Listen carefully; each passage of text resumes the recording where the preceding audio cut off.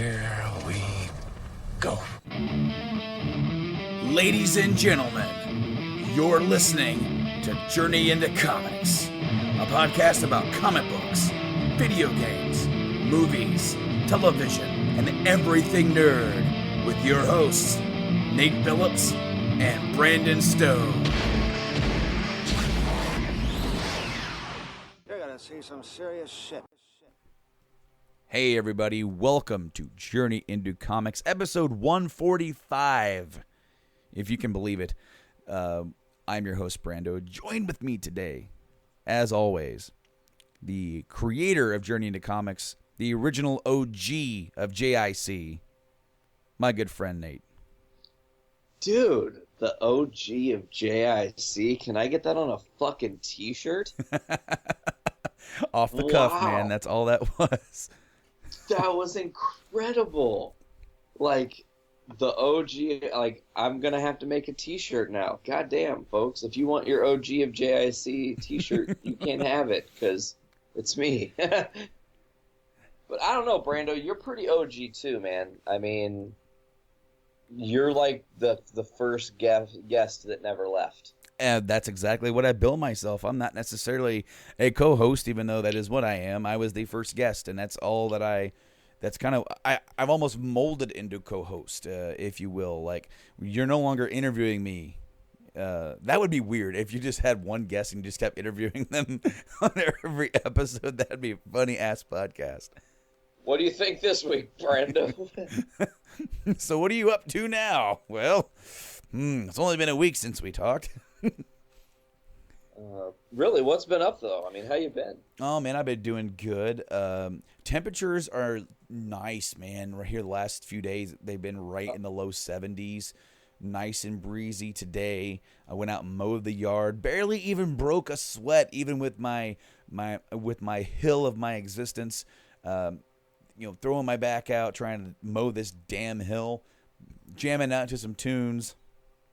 And came back in, and normally I come inside and instantly hop in the shower. I haven't showered yet.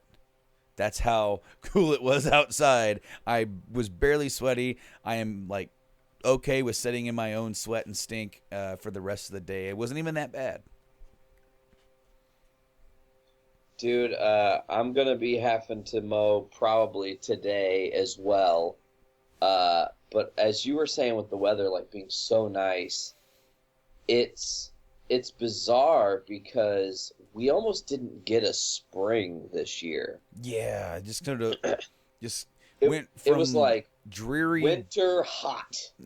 Well, it was like we had this little like in between period where I guess it was spring, but it was more like Seattle, Washington spring.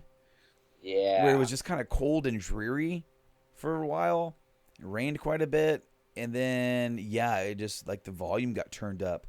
I want to say once we reached May, it was just summer. Yeah, and it's just been like super hot. I actually wanted to tell you, I don't know if you saw or not, stuff is melting in Arizona. I saw, and they can't like fly planes. It was so hot down there. I want to say they had a high of like 120. It ended up being 122 with the concrete temperature being 165. Oh. Somebody literally put a ball of cookie dough. I totally biffed that one. Sometimes my words get ahead of themselves, but they took a ball of cookie dough and put it on a pan in their car, and in less than an hour they had a fresh baked cookie. That is insanity. Did you ever see the movie Vegas Vacation? I have not seen it in a very long time. Well, of course, as with the vacation movies, like Randy Quaid plays like the cousin or family member of Chevy Chase. Of course, Chevy Chase is like the hardworking, upstanding guy, your typical protagonist of the movie. And here was his cousin, backwoods and redneck as fuck. And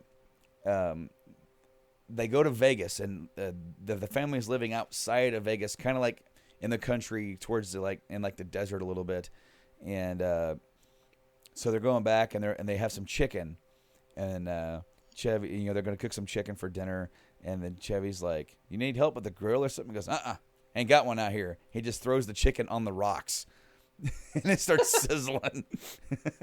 That's what I imagine Arizona to be like this week.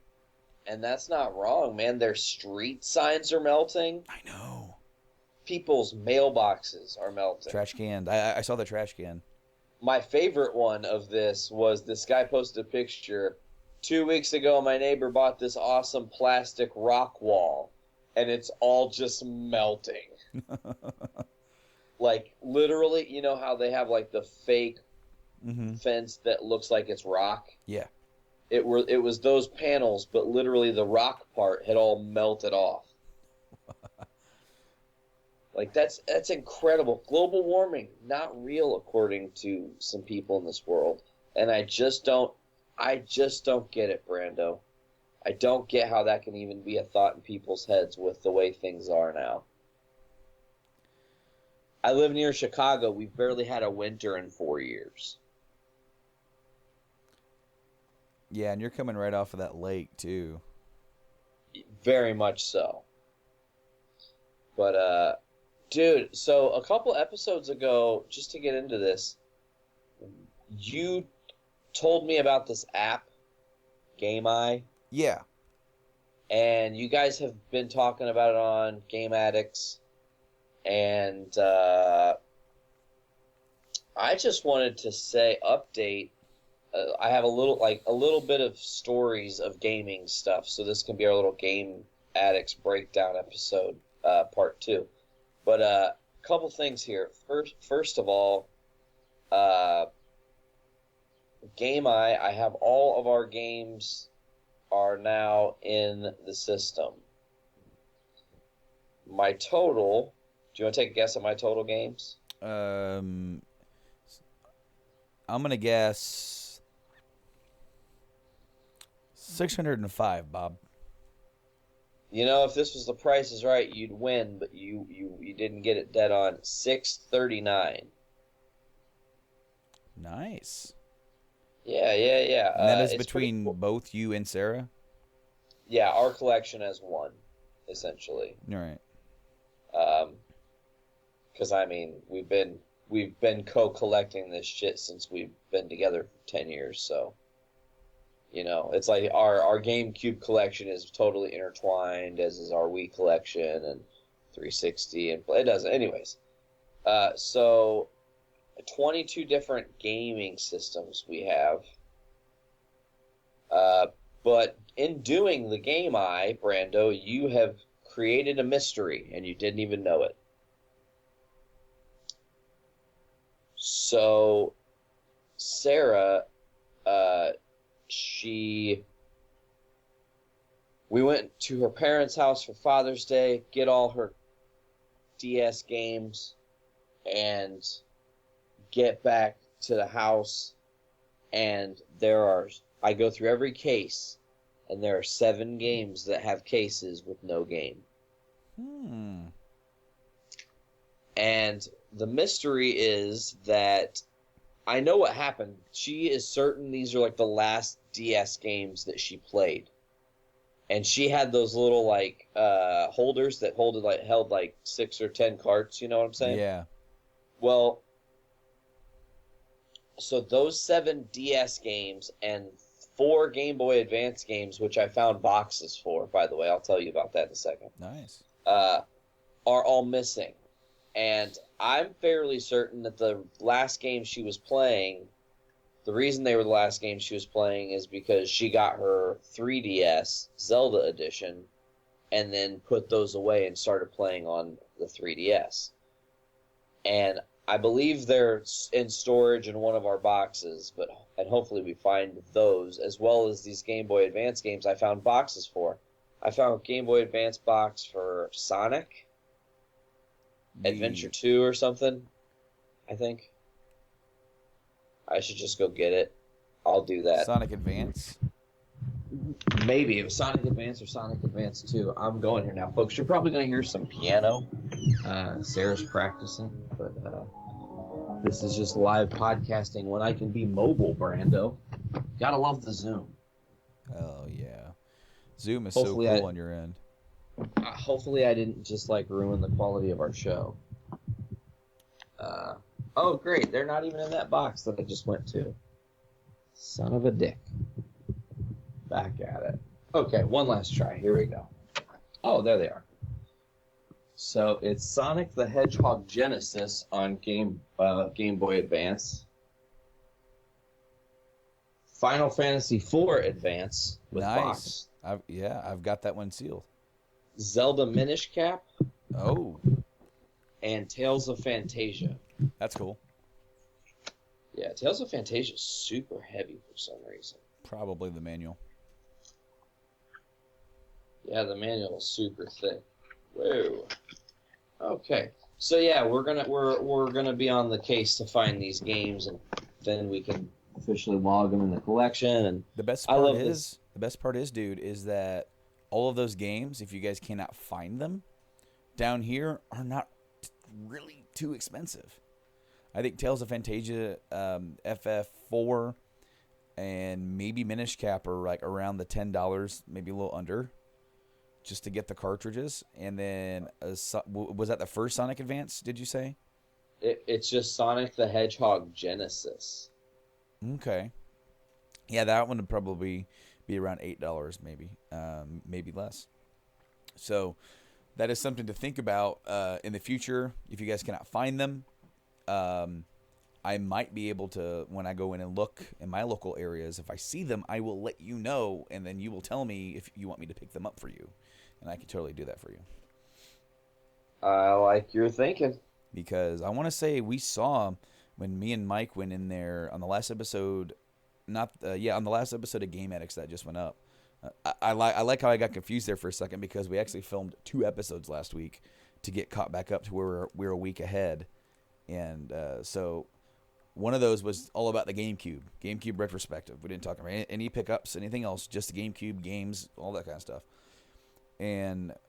But the one before that, we talked about our pickups, and I finally got Final Fantasy V Advance, and then he picked up all of the Golden Sun games. And when I convinced him to go look into the hidden box of GBA games that they keep behind the counter, that's like overflow. It's like they get games in, and then they don't put them out yet until there's room in the case, because if you just put everything out there, not everything's going to move, right? Correct. It creates good business if you have 5 Final Fantasy VIs, right? It might not sell as quick as if you only put 1 out, because then they're like, oh, they've only got 1 left. Crap, I've wanted this game. Yep. All right, I'll buy it. That creates the impulse. So not all the time do they have anything in the box, but this time they had 2 FF5s, which I've been looking for FF5 for over a year and a half, because Mike... Ever since the poll. Yes, ever since Mike, caught me slipping, or took it away from me and grabbed a handful of games. It was in his handful, that bastard. But I finally have it. And then this time I found Fire Red for $8. I was mad.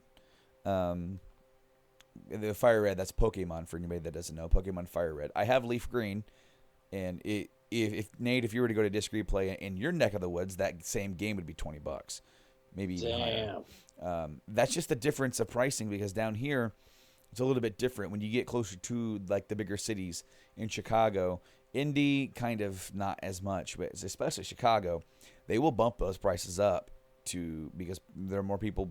They get more stuff cycled in all the time. I've been to that Disc Replay up by you, and they get stuff you'd never see down here. Nokia N-Gage, Atari Jaguar stuff. You just don't see that stuff down here. So if they're going to get a Pokemon game, they're going to get everything that they can possibly get out of this game. Down here, it's going to be a lot more moderately priced, because they know they've got to move it. And so it's going to be a little bit easier to do so down here, because they're not getting as much stuff in all the time. But in that box, I keep getting distracted. In that box, I found 2 copies of Zelda Minish Cap. I found Mario Advance, the one that Super Mario Brothers 3. I found the Pokemon Fire Red. We found the Golden Sun games, 2 FF5s, FF Tactics, Fantasy Star Collection that has 1, 2, and 3 Fantasy Stars from the Sega Master System, and the other 2 and 3 were from the Genesis. I found a lot of cool stuff in there, and I really should not have bought 5. I am on a 0 tolerance, no buying mode right now. Money's tight in my neck of the woods. We are trying to, take care of ourselves financially, get ourselves out of the debt that we have, and try and build a house. That plus reduced income due to the fact that all overtime has been cut off for me. Damn. So it's like we have no extra money for any extra stuff. 0. And I still bought the fucking game. Because it's better to ask forgiveness than it was to ask permission in this case. Dude, I was not going to let that fucking game go because that game was $9.99. Ended up being $8.99. But, so I paid less for it than Mike did. Fucker. Now, Nate. You win. Nate. Yes, sir. On the Game Eye. This thing calculates the value. Now, this isn't a 100% accurate estimate. They're pulling their prices from video game price charting. They're pulling it from eBay, from Amazon, trying to round this thing to where this is kind of where you're the overall value of your collection. And just so for some people, this might be like, well, this is how much I could try and sell it for. No, you're not selling it for that. Trust me. If you go to trade this stuff in, you're going to get a percentage of that. If you're lucky, like you might even be lucky to get what you get. And because there's going to be a lot of stuff that they simply do not take. You're bringing in such, Nate, if you brought in all 600 and was it 35? 39, yeah. If you brought all those into disc replay, there would be a lot of those that they just would not take, especially a lot of the 360 and PS3 stuff right now because they probably have too much of it. But it is also really good for homeowners insurance. If you want to insure your collection, this will kind of give you an estimate of what you should be adding to that in case of a fire or something like that, or even theft. To where if you want to try and replace your collection or just replace the value of your collection, this will help you do that. So, Nate, if you're comfortable, what does your collection report say for your value? 8,752. Nice. Yeah. I am currently... Oh, go ahead, buddy. One last thing I want to mention. There are several games within this collection that, while they are logged, don't have values, but I know they're rare. Yes, I do have a few of those as well. Not my most rarest one didn't... Oh, man. My phone just died. Oh, no. Oh, shit. I was going to tell you mine. No. I had 2%. Well, how about you? If you feel comfortable, why don't you get yourself situated with a charger, and I can riff for a minute here and talk about some stuff within my collection here, because it's very interesting to me to note that, like, where is the not 3DS DS, just DS? Where the hell are you at, Nintendo DS? We have a game called Osu Tatake Oendan, and that is the Japanese Elite Beat Agents that was imported over here. It has no value. Anything that's foreign, we don't have values for. So that's one thing that's a little bit wonky on the Game Eye. I don't know. It's like if it's not American specific, they don't count the value, I guess.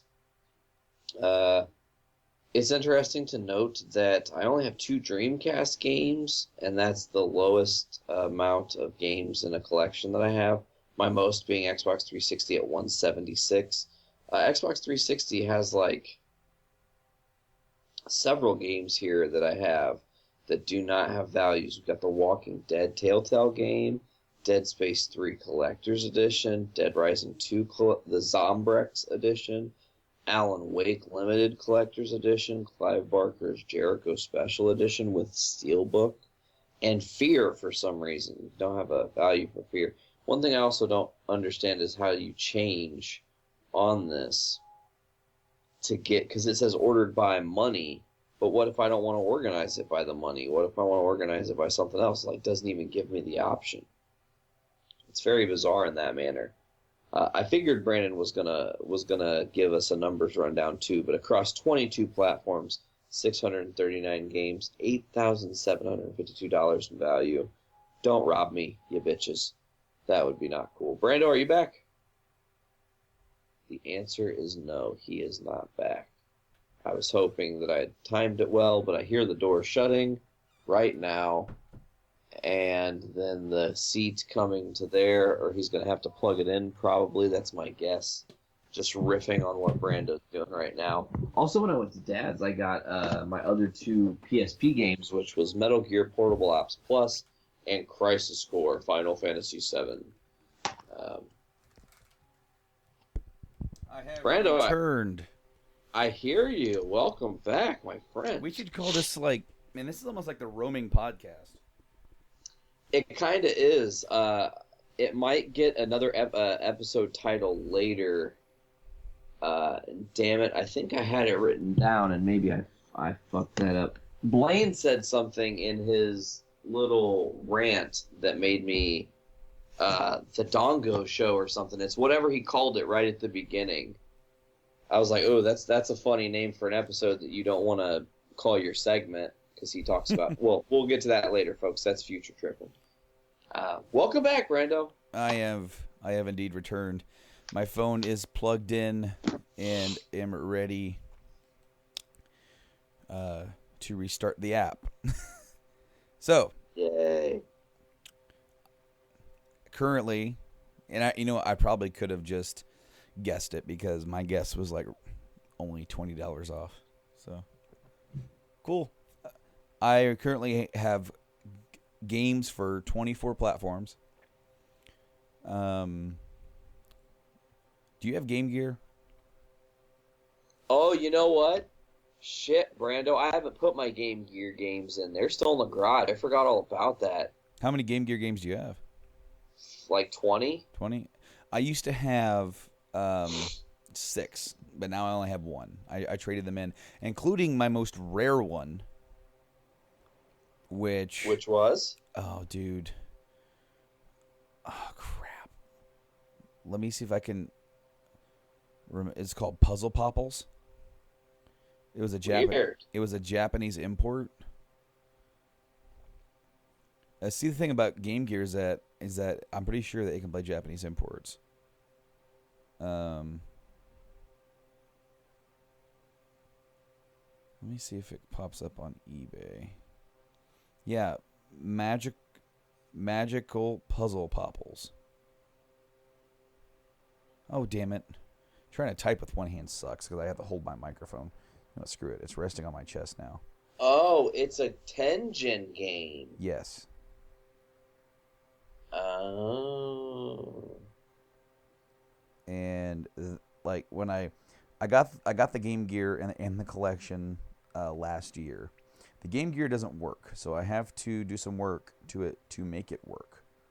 I have to go in and completely change every single capacitor on the motherboard, the soundboard, and the power board.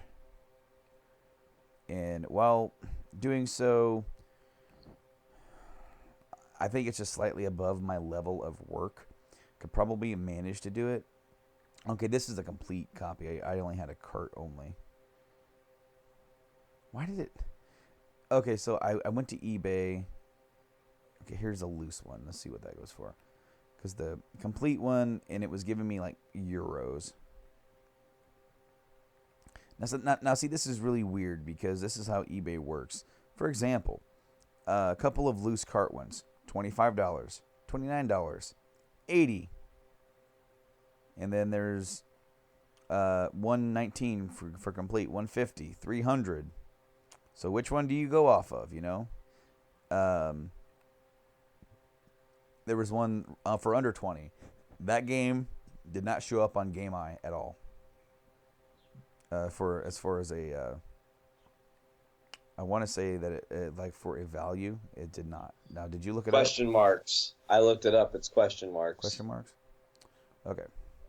So, back to my collection. Because I'm trying to figure out what platforms. Because you said you only had 22. 22 and you have 24. Yeah. You've logged Game Gear and you have an Xbox One. Oh, that's it. That would be it. Now, you also have Atari, right? Yes, sir. And that's in there? Yep. Okay, I don't have Atari. But you probably have more different kinds of Sega games, I would guess. I have 3DS, Dreamcast, GBA, Game Boy Color, Game Gear, GameCube, Genesis, N64, DS, NES. All right. So this one adds a platform. It's a technicality. Okay. PC. I have one logged under PC with no value.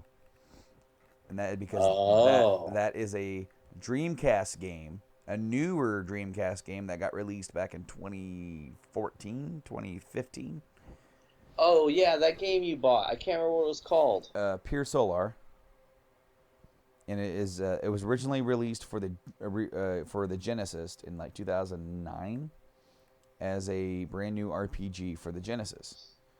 And so when I logged it logs it for PS4, Xbox One, maybe Wii U, and PC as the digital versions, but it didn't. Oh, and maybe the Genesis version came up too. I don't remember, but not the Dreamcast one. So I put PC instead. All right, enough stalling. 24 platforms, 820 games at 10,650. Damn, nice. And you have more rare ones than I do. You and Sarah have some really cool rare PS2 and GameCube stuff. Now, Yeah, those are to me, those are our favorite two collections. I really I take pride in how awesome the PS2 collection is. I mean, even though I have some real boring games like Mojo, I love Mojo. Did you ever play it? that was that the? I didn't play it, but I've seen it. It was like a ball on a platform, and it was a color puzzle game. Okay. You would have seen it. I'm sure you've seen it. But it's weird because in doing the PS2 games, our top two games for value are Kuon, because it's complete in box at 167, and Rule of Rose complete in box at 200. I'm pretty sure my most expensive one is Chrono Trigger complete. For sure. I have 20. Oh crap! Sorry, 32 owned. For my SNES collection, and the approximate value of just the SNES collection at 32 games is $1,079. Damn, my SNES is valued at $602.94 with 19 games. Because I have. Where's Chrono Trigger? Where's Chrono Trigger? I have Doom complete now, so that puts it up to 53. I have Soul Blazer, loose. If I had that complete, that'd be 139, but loose is 63. I have Demon's Crest, loose at 103 for just the cartridge. And then for complete in box Chrono Trigger, that is 271, and I got that for $80 fucking. Jesus, that's an awesome steal. Our top SNES game, which is our third rarest game, I guess, as far as value overall is concerned, is Earthbound, loose at 155. That's actually gone down quite a bit too. Really? Yeah.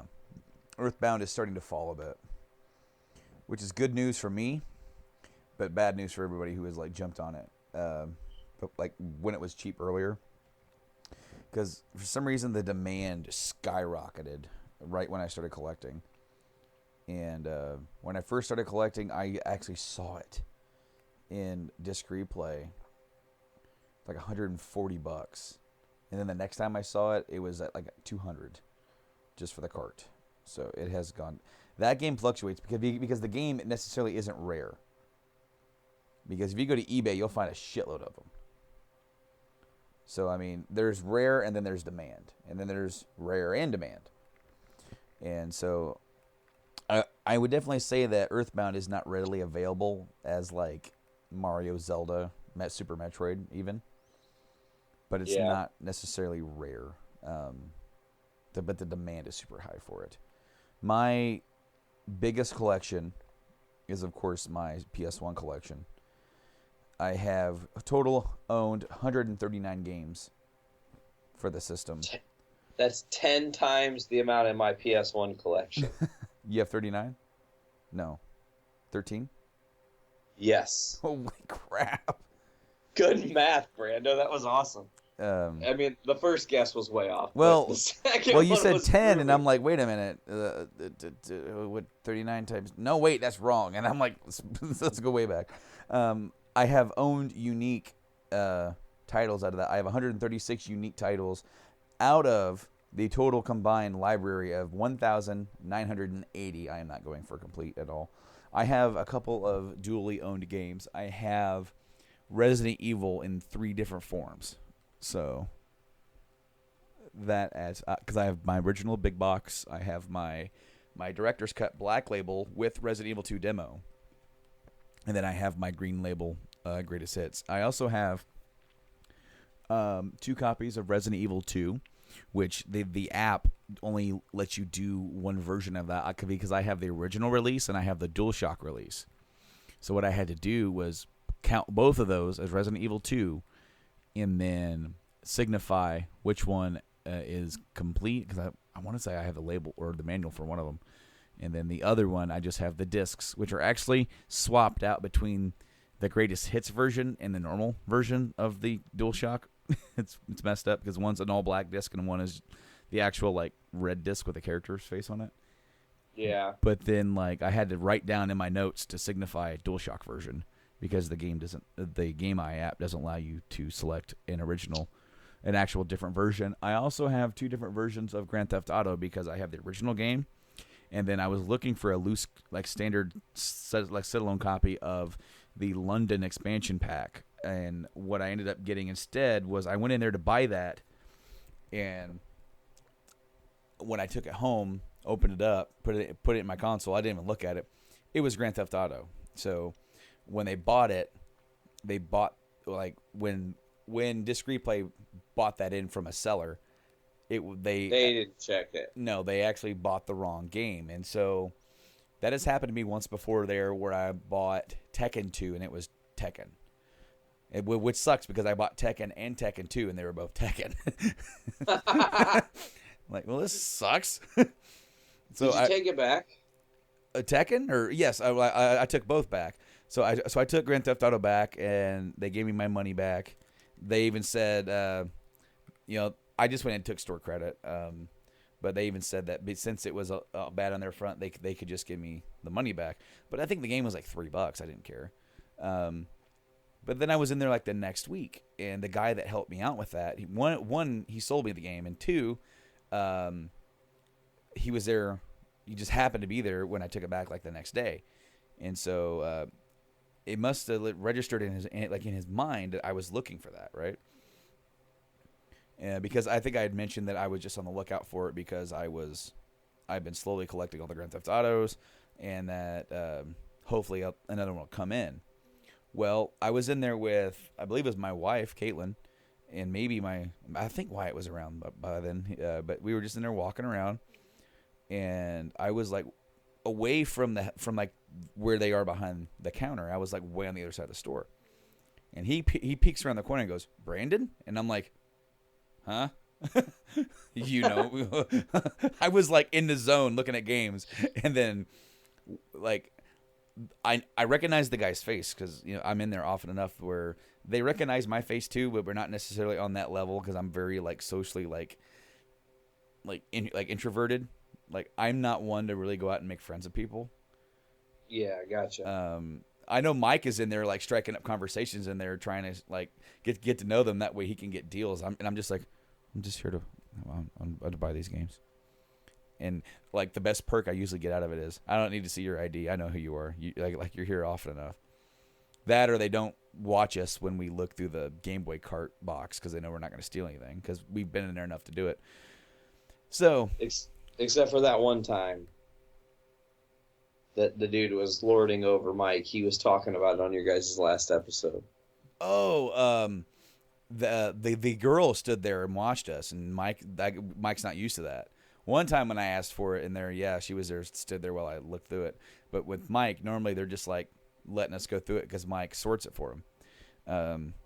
So he peeped around the corner, right? And he goes, Brandon? I'm like, yeah. He goes, you were in here last week looking for Grand Theft Auto for the game, right? I'm like, yeah. He goes, well, this came in, and I remembered that. He said, from when you were looking for it, I don't know if you want it because it is a little bit more expensive, but it was the double pack of GTA and the London expansion. It was like, how they have like the dual PS1 cases?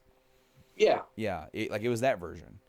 And he goes, I don't know if you wanted it because it was a little bit more expensive, but I wanted to hold it off and hold it for you because I thought, yeah, because he figured I'd be back in at some point soon anyway. I'm like, oh, well, shit, now I have to buy it. It's like, dude went to all those problems to save that for me, and it was a little, it's $3 more, sure, and I already had the first one, but I just never have taken the original one back in because it's like it's not. I don't even think it's worth that much. I just have it sitting up there. I like how I just completely tangented on that. Yeah, the PS1 is my biggest collection at 139 total. PS2 I have 85, PS3 66, PS4 20, PSP 45. I have 45 PSP games. I'm very, very happy with my PSP collection, dude. You know how they have like the UMD movies and everything on there. Yeah, I want to start collecting those, but I cannot. I have to stop myself every time because here's the dealio on that. Those things are completely worthless if you don't have a PSP. You can't play them on anything else. They're just a freaking movie. Like, when am I ever going to do this? It's not really like literally. It is just to have them on a shelf, saying I got this copy of this movie for this one media that you can only use one thing on. But there are some movies like I go in there and I see them and I like, oh, I would so own that on UMD. Batman Begins, I saw that in there. I saw Sin City once and they wanted $25 for that. Damn. That is sought after. But I would totally get Sin City. I would totally get Batman Begins. They had The Crow. And I'm like, oh. What did you say your PS2 total amount was? I think I said 85. 78 for us. 34 PS3 games, only 11 PS4 games, 24 PSP games. And the system that I have like the least amount of games for that I think has the most surprising value is our Wii collection. We only have 40 Wii games and it's $515 worth. I have 24 Wii games, and it's $355. I have 24 Wii U, and I want to say GameCube is 32. I don't really have a whole lot for those systems. 38 on Wii U. N64, I have 30. NES, I have 66. I just sold an NES game to help me get Skies of Arcadia on Dreamcast because like I got the game in like a bundle in like that one bundle that I got from on Craigslist and the game is worth like I can't even remember how much it was worth. Let me see if I can look it up. I saw what they were selling it for in there because it's so funny. I'll sell it and then I'll go in there and I'm like, oh hey, that's the game I just sold them and it's still in there. That game is worth like $30. So it's called Arkista's Ring. And I played it once, and I'm like, I don't plan on ever playing this, so I'll just turn it in. Oh. Yeah, dude, this app is killer for anybody who's into game collecting. This is totally badass to help you keep track of your collection, and it's free for iOS and Android. And if you're using a Windows phone at this point in time, why? I guess would be the question. I have 13 PS Vita games. 4. I have 4. I have 64. Oh, hold on. Let's start with here. 50 OG Xbox games. 64 360 games. Ooh. Was that a good ooh or a? Are we close? No, I'm actually that we have a hilarious discrepancy with 64, and it's I'm shocked that the difference is so big. I have 176 360 games. Well, I'm not surprised. Your collection was really massive. Even back when you bought, like, you worked at GameStop, you just bought everything that came out. Yeah, that's true. That is true. I have some weird ass titles. Yeah. I really wish I would have bought Catherine for that system, but I ended up buying her for PS3 simply because I like any sort of overly Japanese game released for the 360 because it's just not associated with it. Yeah. But my 360, I have. I remember finding it at Goodwill. I ended up finding the Sega Superstars Tennis / Xbox Live Arcade.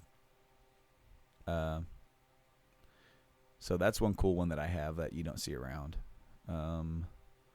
Splatterhouse is a good one. Yeah, I actually don't have Splatterhouse. I want to say that has the original Splatterhouse games as well. I've got the Gear series. I don't have Judgment. I have that. Me neither. I have that on digital. I got that on the. I think I got it with one of the games with gold. Because when you get games with gold, it's like PS Plus, except you get to keep them when your subscription runs out. So, bonus there. I have Halo 3, 4, and Reach. I have Infinite and Discovery. Killer is Dead. I've got that for that. I don't have Killer is Dead. Damn. Ultimate Alliance 2. Kingdoms. Got Ultimate Alliance 1 Gold Edition and 2. I've got Ultimate Alliance 1 on the PS2. I just haven't seen a reason. Oh, shit. I lost you. I'm moving around way too much trying to look at my collection. There you are. You're back. I fell into an abyss. I know. Seriously, I about freaked out. I thought that was the damn power cord. Oh, no. I was like, we are so screwed. Blue Dragon, Bioshocks, Arkham's, Bully. My legendary Bully story. The only game I've 100%ed and don't have the achievement for 100%ing it because it won't give it to me. Damn them. I have every achievement. Every achievement in the game. I've completed everything. I can't get it to prompt that I've completed the game. That is bullshit. Yes. Brutal Legend, one of my favorite games. I've got Deadpool. I bought that for $3 at a garage sale when it was still worth like over 30. Shit, yeah, dude. Duke Nukem Forever. A lot of people hate that game. I don't know. I got it. I don't know why. It's Duke Nukem. I mean, it's literally. It's Duke Nukem. Yes, I understand it took way too long to come out. And people, I think, were just expecting way too much out of it. The Dynasty Gundam games, I've got all 3 of them. I don't have any of those. I'm kind of jealous of that. Oblivion Collector's Edition. Vanquish, that's a good one. Don't have Vanquish either. The Witcher 2. Don't have that one. I have the Enhanced Edition. I went to go buy the game, and the dude like slipped me this from the back. Like, this version had just come in. It's the Silver Box Edition. Ooh. Whatever that means. It has 2 discs. What is this for? Game disc. Bonus disc. So I have the manual and a map. So that's kind of cool. I have played. I have started this just to make sure it worked, and then I have played some of The Witcher 3, which it is completely badass. I like that a lot. But yeah, we actually did a 360 retrospective, you and I, over on the Game Addicts podcast. Last time you were down, or it was maybe like the week before LaFiCon. Yeah. And we did like 3 podcasts that day. Yes, we did. We did JIC twice, and then we did we did a metal cast, a regular cast, and then we did something else. I don't remember. We did the Xbox episode for duh. Game Addicts. But yeah, dude, that app is just totally killer. I tell you, of my 360 games, though, just looking, I'm actually literally sitting by my 360 collection right now. You started naming off games, and I look, and I'm like, oh, God, Earth Defense Force 2017. Mm-hmm. That game's incredible. I've got, like, Crysis 2 Limited Edition. Literally only bought that game because of how good it looked. Didn't really want to play it. But I've got weird games like Brink and Bulletstorm and... looking kind of around here, Legendary, which was a story about monsters being released from Pandora's box. It was shit. Fracture, terrible game. Enemy Territory, Quake Wars, Time Shift, Tenchu Z, all the Silent Hills that have came out on 360. So that's the HD collection, Homecoming and Downpour. Shadows of the Damned, highly recommend that game. Record of Argust War 0. Okay. And it's a JRPG, I think. Yeah, and then like obviously your Marvel vs. Capcom 3 Collector's Edition, all the Mass Effect Collector's Edition. Yep. Yeah, a lot of DBC Burst Limit, which is I found out actually kind of a rare game for 360. Made by Atari. That was the one that was like a little bit because they had the Budokai Tenkaichi series, and then they tried a few other things before they ended up kind of going back to the Tenkaichi style. Yeah, and I think Burst Limit was in there. Now, speaking of JRPGs, that is something that like. The Xbox 360, once again, is not known for. The 360 is kind of more known for the shooters and kind of things like that. So I do really enjoy getting JRPGs. I mentioned before Blue Dragon, and then also overly Japanese like Eternal Sonata. I have the Final Fantasy 11 Ultimate compilation, which has the main game and all of the expansions. So I was really happy to find that. Even though I really can't play it and will never play it, that was a number missing from my FF collection, and I found it for like $8. Infinite Undiscovery, The Last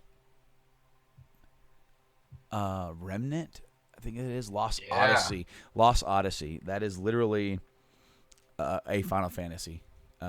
Yeah, it's the 4-disc humongous. I have it. I'm holding it in my hand right now, actually. This is another Mistwalker game. Yes, of course, Mistwalker was created by the guy who created Final Fantasy, and he did Blue Dragon and Lost Odyssey on the 360.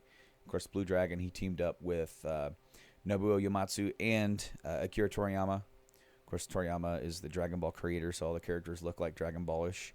And then Akira Toriyama was the guy that did all the music, FF1 through 9, and then some of 10. I think he did 11, and I think he's done 14. He's kind of trailed off with that. But then in Lost Odyssey, Uematsu is on that as well. I also have I believe it is the 4th Star Ocean game on the Xbox 360.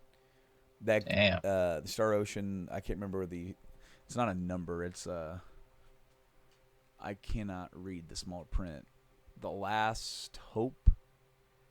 That's available on the PS3. Blue Dragon and Lost Odyssey are exclusive to the 360. That's worth noting, as well as the last one that I'm going to say, that is Tales of Vesperia.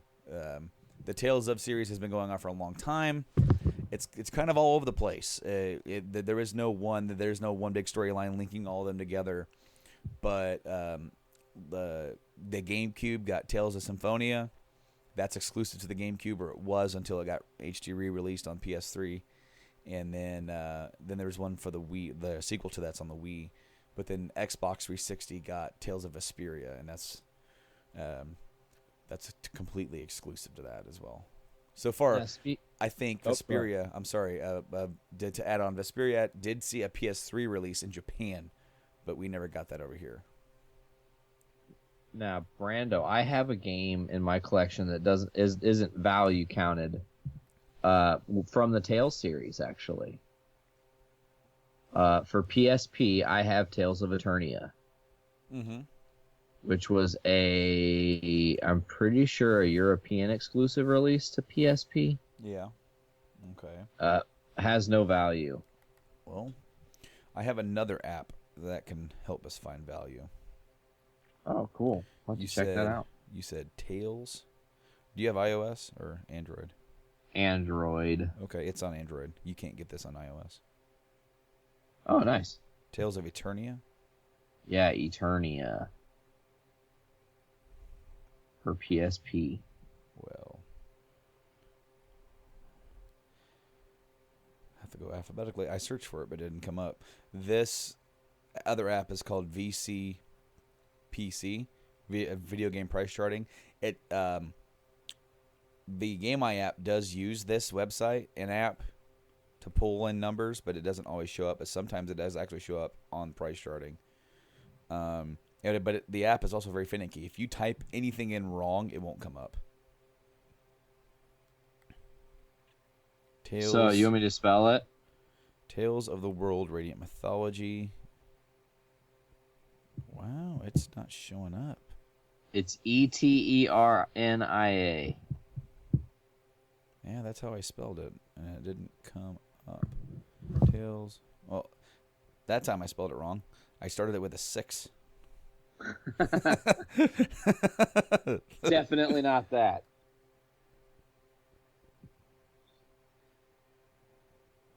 Let's go to eBay and see what we're doing here. Welcome to Journey into Game Addicts podcast, No episode kidding. 145.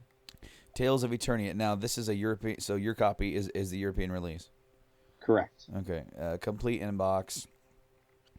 This is buy it now on eBay is $39.99. Wow. So I would say if you're going to find it in a store over here, probably probably between 30 and 40. Just depends on where you're at. They might try, since it's an import, use that as a gimmick to try and get a little bit more out of it.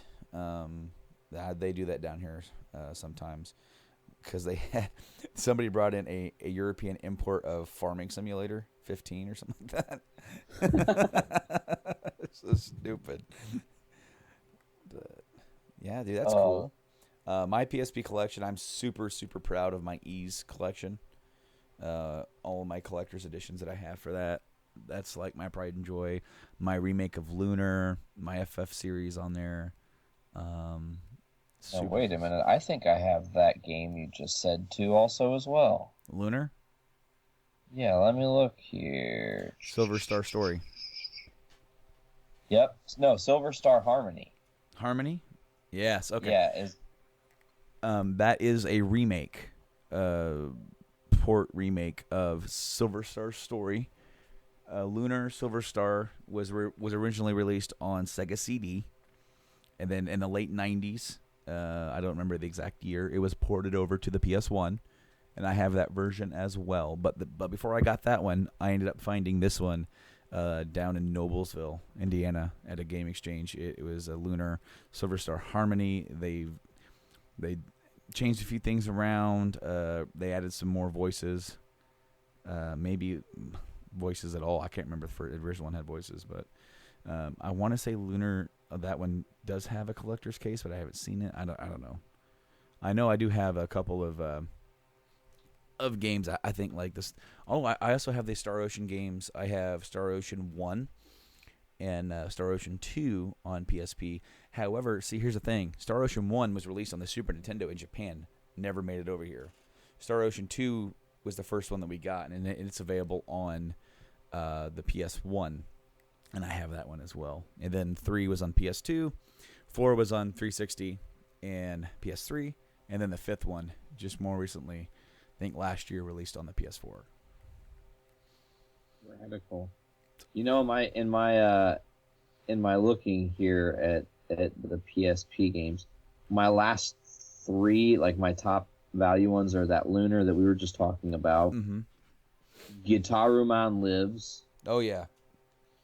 and then Castlevania Dracula X Chronicles. Yes, great. That is a port of Rondo of Blood that was on the TurboGrafx 16. And also Symphony of the Night, right? After you beat Rondo of Blood, you do unlock Symphony of the Night. That's so awesome. And see, my top ones for PSP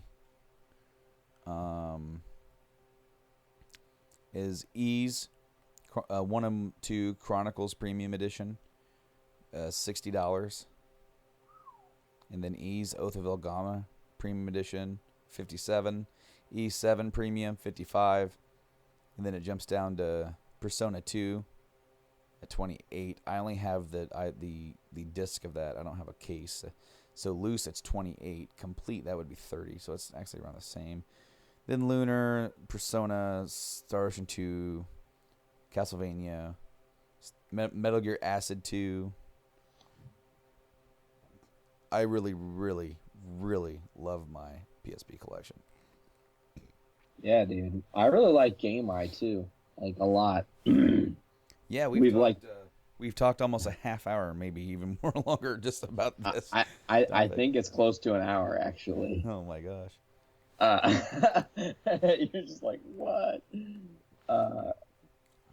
But speaking of games that are on 360, I'm just over here looking, and I've got my very first Lego game. Do you know what my very first Lego game was? Lego Indiana Jones. Wrong. It was Lego Batman. Oh, I see. And then, oh, I see, he says. But no, I do have Lego Indiana Jones, Marvel Superheroes, and the complete Star Wars saga. I want to get, I don't know what the best version to get, but I want to get one of like a complete Harry Potter one. And then I want to get the newest Marvel Avengers one. Now, Didn't they do a combined Harry Potter one and both of them are combined somewhere? Oh, I don't know. I'm not sure. I just was thinking about it right now for the first time ever, that it'd be really fun to play those games, I think. Look that up because you can buy them separately, years 1 through 4 and then years 5 through 7. But yeah. I want to say there was one either that is out or coming out that is going to have both of those combined. Let's see. It would be the Lego Harry Potter collection for PS4. It's only 28 bones. Ah, so it is, okay. And it is exactly what you were just describing. Sometimes, damn, Brando, you're just too good. Definitely on the button. Now, there's another gaming topic that you wanted to talk about before we move on, because you were doing a transition. I did. I prematurely transitioned. But yeah, let me just riff real quick. I won't take too much time, like 2 minutes at most. Hey, folks. I just want to update you guys on Pokemon Go. It's really awesome again. They've updated the game. There are gym badges now that every gym you go to has essentially a Pokestop at the top of it. You can spend that, get items. If it's your team, you get extra item. You also, once a day, get a raid pass. They have these things called raids. They'll tell you in 1 hour, a raid's happening at this location near you, or if you're out and about, you'll see raids happening all over wherever there are Pokemon gyms. An egg will show up. That egg will hatch in 1 hour. Once the egg hatches, it will hatch a Pokemon. That Pokemon is a Pokemon you can go and battle. You and whoever else can defeat that Pokemon. When you do that, you get an opportunity to then catch that Pokemon, allowing yourself to get rare, hard-to-find Pokemon relatively easy. Today I fought a Blastoise. I lost because no one was there to help me. It was Nate versus a Blastoise that had 30,000 HP, and my best Pokemon has 2,000 HP. So it ended very poorly, but it was an experience. I do love this update to the game. They also are tracking how long you have a gym, and it allows you to have your badge, essentially, for that gym can be leveled up from no color to a bronze holder, a silver holder, a gold holder, and I've heard there's supposedly a platinum holder. I just don't know how the hell you could have a platinum one. You'd have to have like 1,000 hours on one gym. So, but you don't just get it from time defending the gym. You also get it from people feeding your Pokemon candies. Now you can only have 6 Pokemon at a gym. Feed candies to your Pokemon to keep them motivated. Then they keep motivated. They can defeat the people trying to stop taking the gym away from you. So it's really cool. They've done a lot to really improve the game overall. The game is just, it's way better now. I don't know. Overall, every change that they've made towards this 1-year anniversary of Pokemon Go is a way to say, like, we know what we didn't do right when the game launched, and we want everyone to come back and join us again because it's a lot of fun. I'm just really glad that I never stopped playing, and I'm a super nerd right now. My Pokedex, I have 203 caught with 216 seen. And yeah, that's all I got on Pokemon Go. Brando, you still with me? Totally am, man. Totally am. Got anything to add to that or questions you want to ask or anything? Not really. I did see, the update about what they were putting in and some stuff that they were taking out. So I mean, it's really cool that they're still, that they're still working on it. Obviously, that the craze that was Pokemon Go there for about a month was absolutely insane. How many people it got out and interacting with each other. There was such a big backlash from a certain groups of people about like people just going out of their way to go out and play this in public, and how bad it was. But really, I viewed it as a very positive thing. It viewed people the ability to be able to go out and just talk to people, and some older people might think, how hard is that? Well, it's difficult in this day and age. It kind of can be. I mean, you got to be careful about what you say sometimes, about how you act, because you don't want to like offend anybody. That's one thing. But then again, it's like I also have social anxiety. I have trouble going to the drive-thru sometimes. Like if I'm having a bad day, I cannot go through the drive-thru because I can't physically see this person. I have which is funny because we do a podcast, and I most of the time can't physically see you, but it's different. I'm not trying to order a cheeseburger from you. I'm trying to order. I hope not. Well, I mean, if you wanted to make me a cheeseburger, I'm not going to complain. But I mean, I'll do it. But then again, I'm also not trying to host a podcast with a complete stranger. That is really awkward. Yeah, it can be, man. And this society too. The other thing that you didn't touch on in that perspective of is it hard to go out and interact with people. Well, it can be when everyone knows their interaction is the phone. Yeah.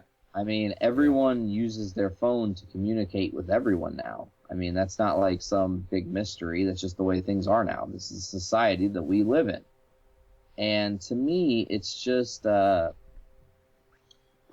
Go, Brando. I tell you, one of my fondest moments playing this game was actually with you after Wyatt's first birthday last year. We all got together at Gretchen and Rob's house, and we all went for an awesome Pokewalk. Now, the game was still kind of wonky back then. You were having a lot of server issues. Sometimes you couldn't get on, or you'd think you were playing and you were kicked off the server and had no idea. And, they had the steps thing, and that was really cool for a minute. And people were like, oh, that's a really great way, because then it allows me. But then they thought, we don't really want to do that. So now they've done the nearby thing with the Pokestops. I don't know, man. I do genuinely hope that at some point I will get a group of my friends together to do Pokemon Go again, because it was awesome. And you're right, I don't know a lot of people. And even now, it's hard to interact with people over Pokemon Go because there's like this 50-50 stigma. Oh, you still play that? You're still playing that damn game? How can you still play that game? Yeah, I just like it. Yeah, the same people that were like really into it suddenly turn against it because they decided they didn't want to play it anymore. Yeah. And the other thing that kind of gets me with Pokemon Go now is that like with the raid battles, they're trying to encourage people to see a raid battle going on and rush there and play with a bunch of strangers you don't know. And I don't know. I like the game. I'm a completionist. So as soon as literally as soon as this game came out, I was like, well, I have to complete my Pokedex. And I'm such a nerd, Brandon. This is something you actually might not know about my Pokedex. Not only am I just collecting my Pokedex and trying to complete that, I actually keep one of each species, which makes this game way more difficult for me than some people, because that means in order to get a Venusaur, I have to have a Bulbasaur 3 times, evolve it twice into Ivysaur, and then evolve it once into Venusaur. So, yeah, dude, it's hardcore. No, And I'm not laughing at you. I'm sorry. This broke my concentration. I get updates, and I keep forgetting to turn it off from Reddit, right? Okay. All right. I'm going to have to send you this because there's really no other way. Curiosity got the better of me in this case because I'm just sitting here. I'm like listening to you talk, and I mean, I'm not zoning you out or anything. But I'm like, what the heck is a vegan orgy? And let's see. Save as a video. I might have to. So if I saved that, I might be able to send it to you through Messenger. Nope. Crap. Nope. Does not work that way, I'm afraid. How about this?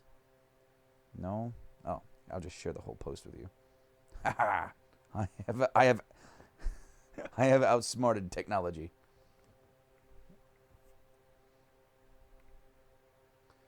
So, yeah. Okay. It's loading. It's loading. I'm waiting. Slow. And so is our audience. They're waiting to see what the heck a vegan orgy is if they have. Oh my god, that is ridiculous. Oh my god. Okay. I have to explain this to everybody. This is too great. So, oh, that's awesome. Okay, so it's a girl who's down on her knees, and it's like bukkake style, the Japanese tradition of coming on a woman's face, all these people at the same time. Anyways, all these dudes they're just peeling carrots on her. All over her face. They're just peeling the carrots onto her face. Those are carrots, right? I'm assuming that's a carrot. Yes.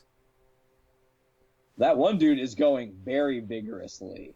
It's kind of dangerous. Like, bro, you're gonna, yeah. No. Oh my god, did you click and see final shot? No. It's like tons and tons of the carrots that's been peeled off all on top of her face like a mountain. Oh gosh. It's the top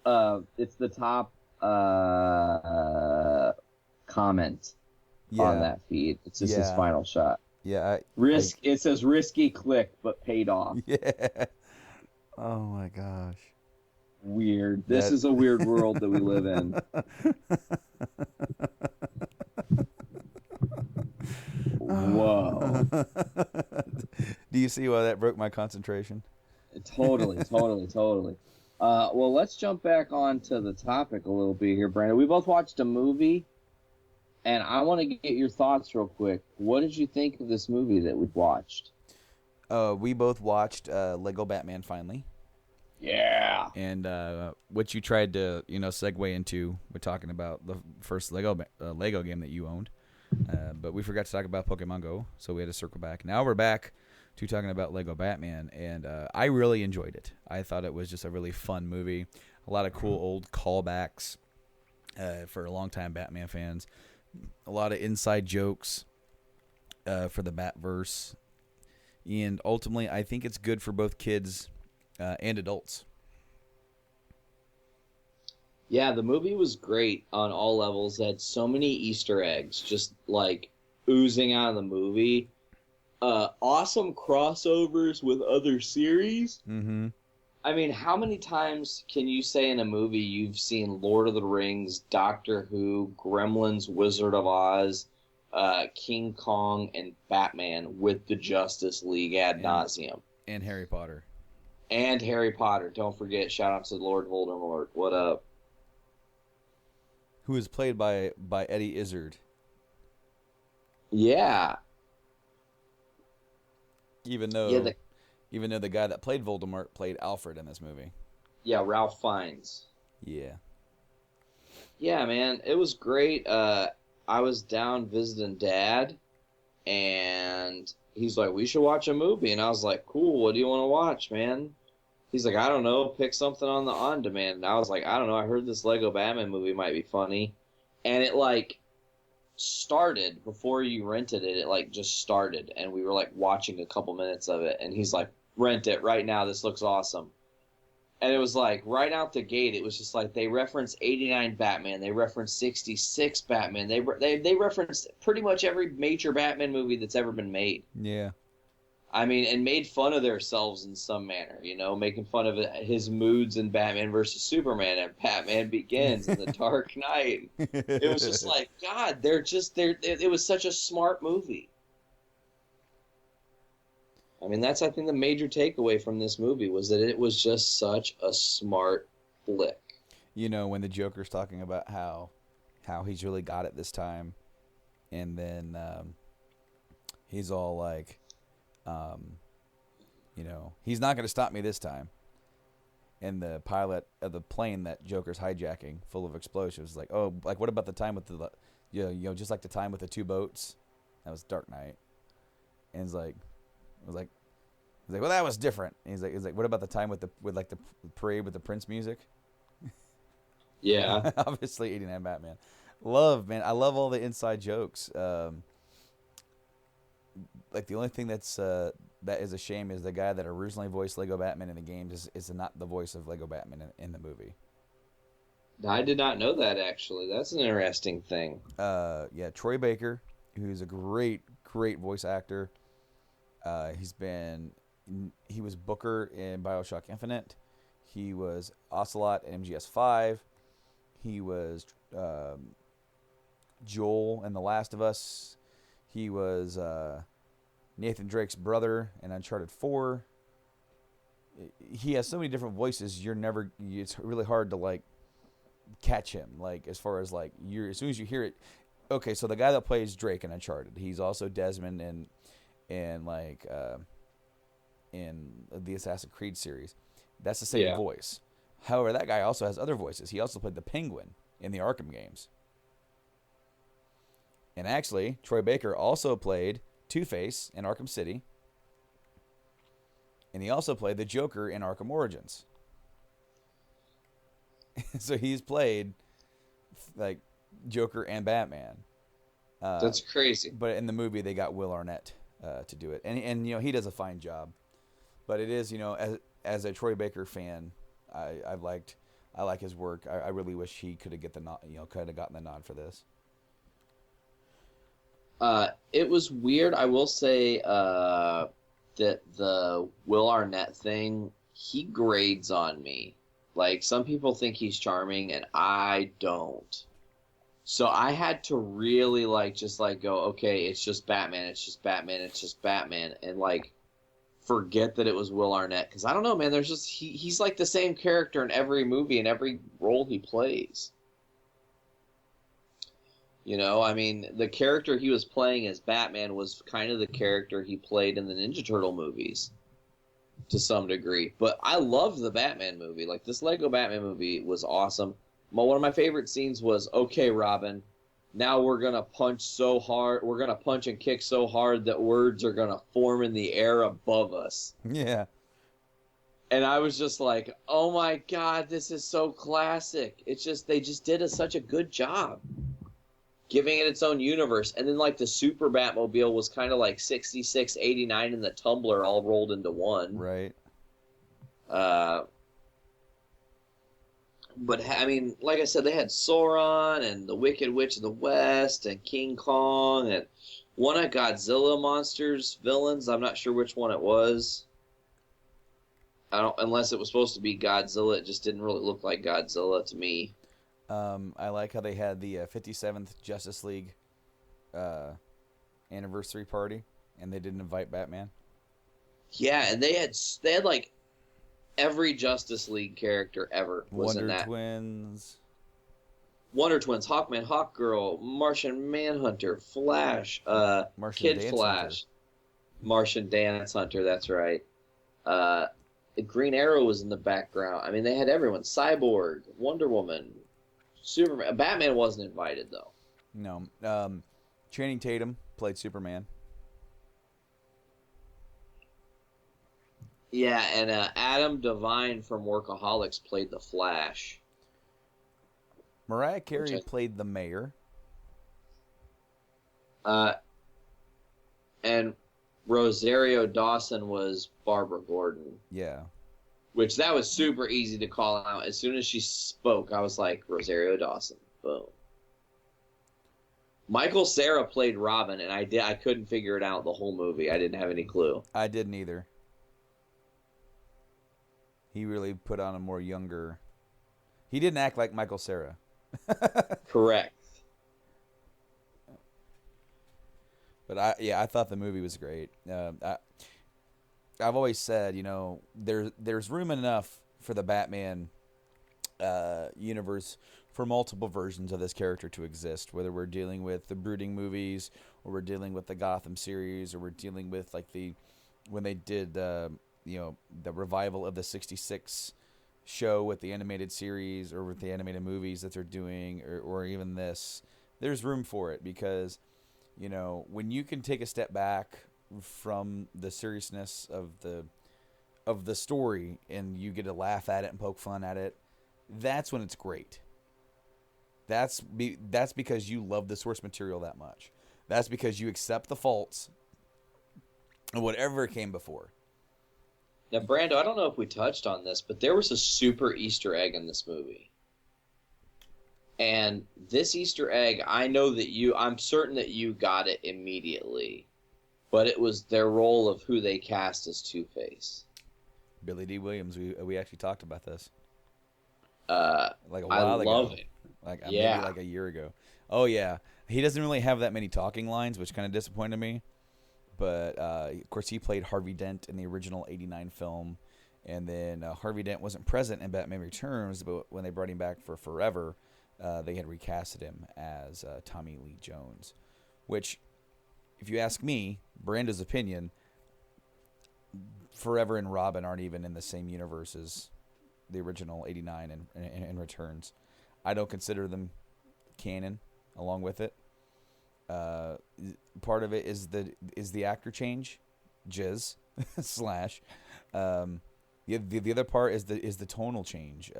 Director change made a huge difference. The director changed the tone, and it feels different. A lot of the actors stay the same. Of course, I think his name is Michael Goh.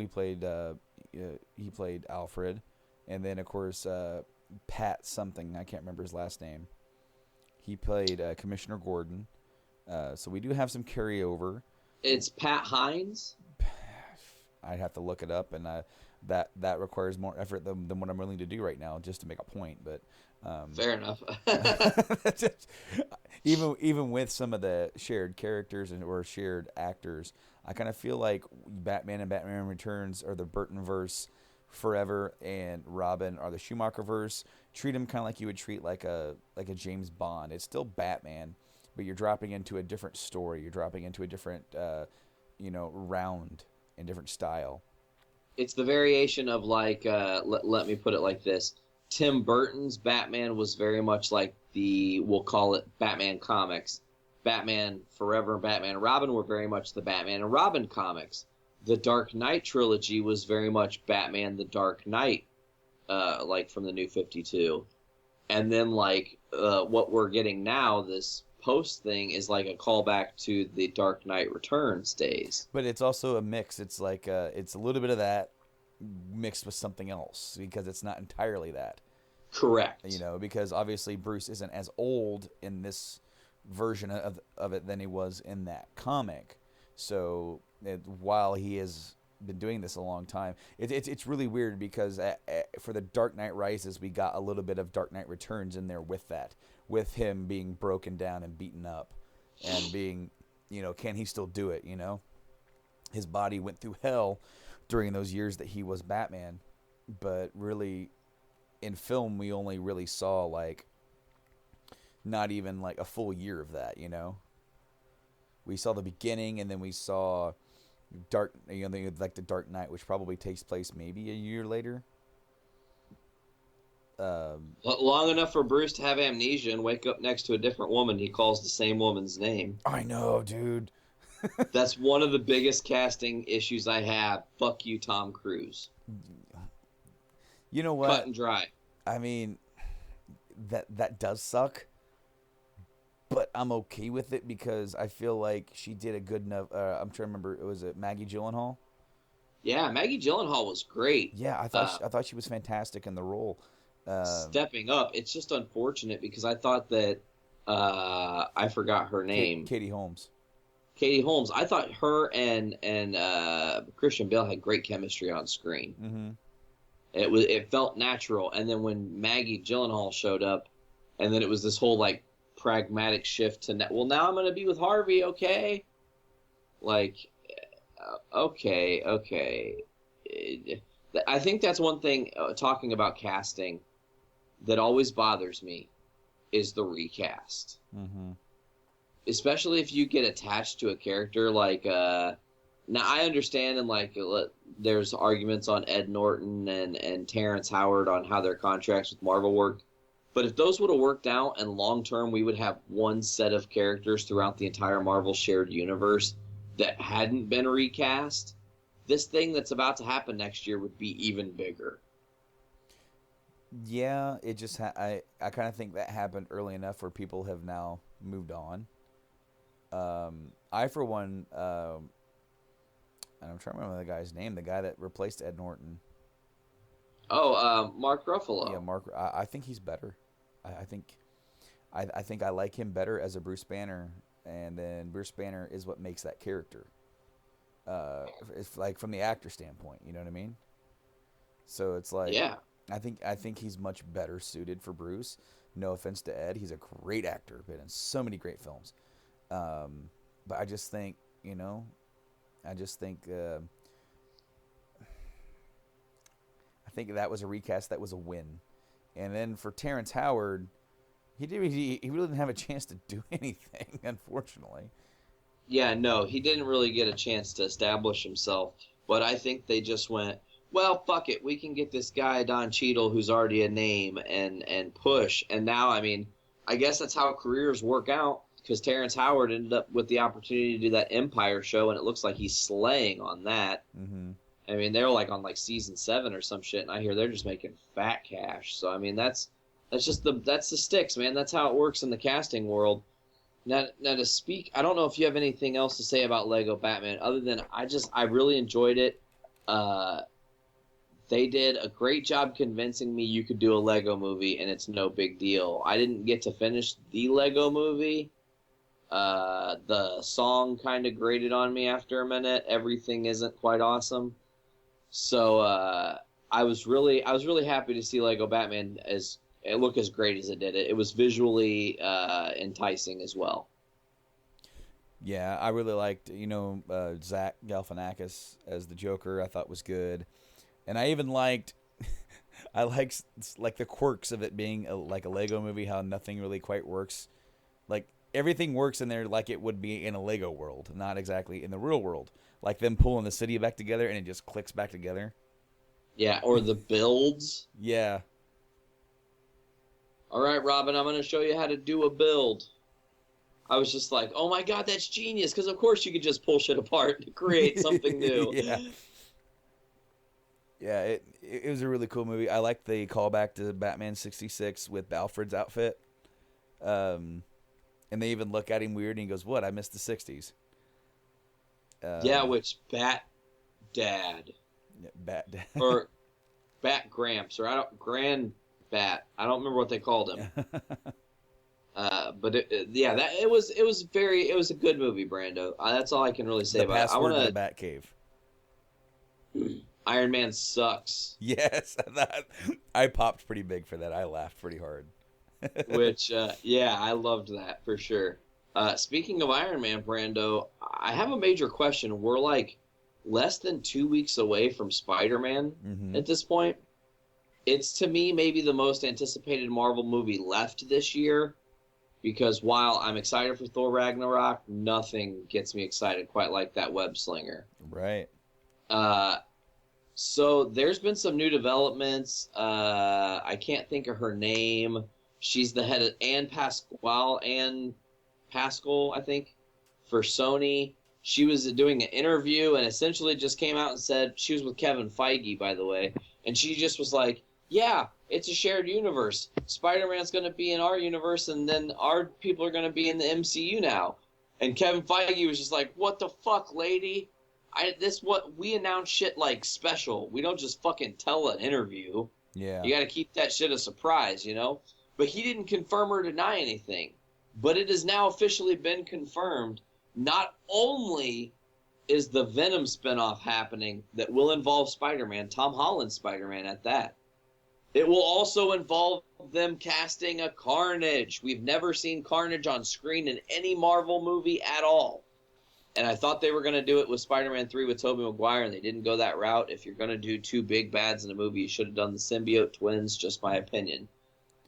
But Brando, that means now that they've announced that this is going to be a part of the MCU, that Carnage and Venom are coming to MCU, which begs to ask a million questions. And I got to know, man, what are you thinking about this? Well, what's funny is that while we were starting the episode, I got an email alert saying breaking news. Producer sets the record straight on this, and they are not. Wow, they undid it again. Basically, Pascal said these are standalone movies, citing 20th Century Fox's X-Men franchise as an example. She explained that these Spidey spin-offs exist as Marvel movies in the same way that the X-Men films do, but not in the facets of the Disney-owned MCU. Given that Venom is separate from the MCU, does Pascal see Venom star Tom Hardy as the face or the anchor of the extended standalone Spidey spin-off? Say that 10 times fast. Extended standalone Spidey spin-off. Extended standalone Spidey spinoff. Extended standalone Spidey spinoff. Extended standalone Spidey spinoff. Extended standalone Spidey spinoff.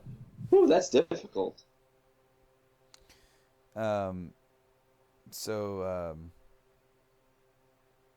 Basically, yeah, they undid it again. Damn it, Brando! I had my gears turning. I was just like trying to figure out what was cool about it and how it was going to work out. Yeah, because we got the email from comicbook.com before my phone died. And speaking to the heads of the Marvel Studios, Kevin Feige and Amy Pascal, respectively, comicbook.com got to the bottom of the debate, which began a week ago, shortly after Tom Hardy was cast as Venom. Feige firmly ruled Venom out of his precious Marvel Cinematic Universe before Pascal, a day later, made a statement which sounded like a lot like the character would be included. Now, the official ruling from both is in after the debate took the internet by storm. And here's the quote. "Here's what we're doing. All these characters are part of the Marvel comic book universe. In that universe, they're all related to each other. Kevin makes characters in the Marvel Cinematic Universe. These characters are separate except for Spidey, who belongs in the Marvel Cinematic Universe, which is why he's there." When asked if this is an absolute confirmation that Venom and Spider-Man crossover is officially off the table, Feige is quick to say, "We never say never." However, he points out that he would say the same thing about the characters less likely than Venom to appear as well. You could ask me, is Superman going to be there? Well, I go, never say never, but not anytime soon. Basically, what I'm taking from this dude, it's kind of what you say, is like they want to announce stuff and they want to announce it, right? I kind of feel like she was reprimanded and then they had to go out and say, you know, because they haven't probably talked about that or finalized that deal yet, they can't come out and say it. Correct. So, would they want it? Absolutely. Will they get it or would it be worth it? We'll see. That depends on Sony and how well they're doing after this year. Because if they're doing as bad as they were last year, I wonder how much longer they're actually going to own some of these movies. Well, and that's the thing, Brando. They keep faltering, and while Marvel has creative control over Spider-Man right now, you got to think the way to introduce some of the things that they could do with that universe, you want to set Venom apart as something special. Here's my opinion. In Infinity War or an Infinity Gauntlet or however the hell you want to call it, whatever one of the 2 Avenger movies coming out is going to be, at some point Tom Holland has to get the symbiote on him in space and bring it back to Earth. Unless they completely just change the origin. But I'm saying, if you want to do it right, if you want to do it big and make Venom stand out as a movie that's really going to do something crazy, that's the move to make. You know, and I can't tell if they keep bluffing and like they keep making all these official statements, because now there's so much confusion going on. They can surprise us by actually making it true, and they can surprise us by it actually being not true. Either way now, everybody's sitting with bated breath going, well, I wonder what's coming next. And I mean, and to touch on that, it's like, okay, well, Fox is definitely not going to be able to keep the Fantastic Four. They've fucked it up too many times. What point do we get Marvel being proactive and saying, Marvel needs to get all their shit together and get everybody back under the same roof? Right. How amazing would this universe be if they were in 100% control of all their characters? Right. That's the thing, though, is that, like, because of what they did in selling all these rights, then you have, like, 20th Century Fox who were struggling for a while, and then they made Days of Future Past, and that was successful. Then they did Deadpool, and then Apocalypse, which was, you know, on the same level as Days, maybe a little less. But now they're back to riding high again, and there's no reason why they would even want to sell it, because it's going to make them too much more. That could potentially, more Deadpool sequels can make them more money for them than it would be if they were just to sell it outright. Correct. Now the thing to kind of flip it back on that side would be, while I agree, I think it would be hard for Fox to come up off of Deadpool. They kind of like made that what it is. I mean, they didn't really make it what it is. Tim Miller and that team and Ryan Reynolds made it what it was, and then they got to reap the benefits. Yep. But now that they have that cash cow, it's not like they're giving that one up. Oh, hell no. But they keep fucking up Fantastic Four. So my thing is, like, do you think, and I know we've debated about this has been like the great debate across Journey into Comics for all of space and time, will Fantastic Four end up at home at some point soon? I feel like yes is the answer, but I don't know. What do you think about that? I feel as long as they have a comic book property that is doing well for them, be it X-Men, Deadpool, whatever, there is justifiable reason not to get rid of Fantastic Four, because while it has failed, they have justifiable reason to think that the right team can make this work. So if they're not even, if they're not going to go to the talking to or to the negotiation table with Marvel to sell this back, if they're too busy riding high, even if that property that Marvel wants is not the reason why they're riding high, that's a card they have, and they can try to pull that card maybe in another 10 years, whatever they decide to do it, and try again. Because despite those movies failing, the other movies have made so much money that it's almost like, well, we can still keep trying to make this work, because when it does, then we'll reap the benefits of yet another one. Maybe at this point, after Deadpool has run its course, the X-Men has kind of run its course, and then it's like, what do we have? Well, this thing that we've held on to and wouldn't sell back, we finally got this to work, and we finally got this property out there. And so now we can cycle back through with what other characters we can try to come on to, like, sort of be behind that, to take that spot when that's ran its course. I don't see it happening.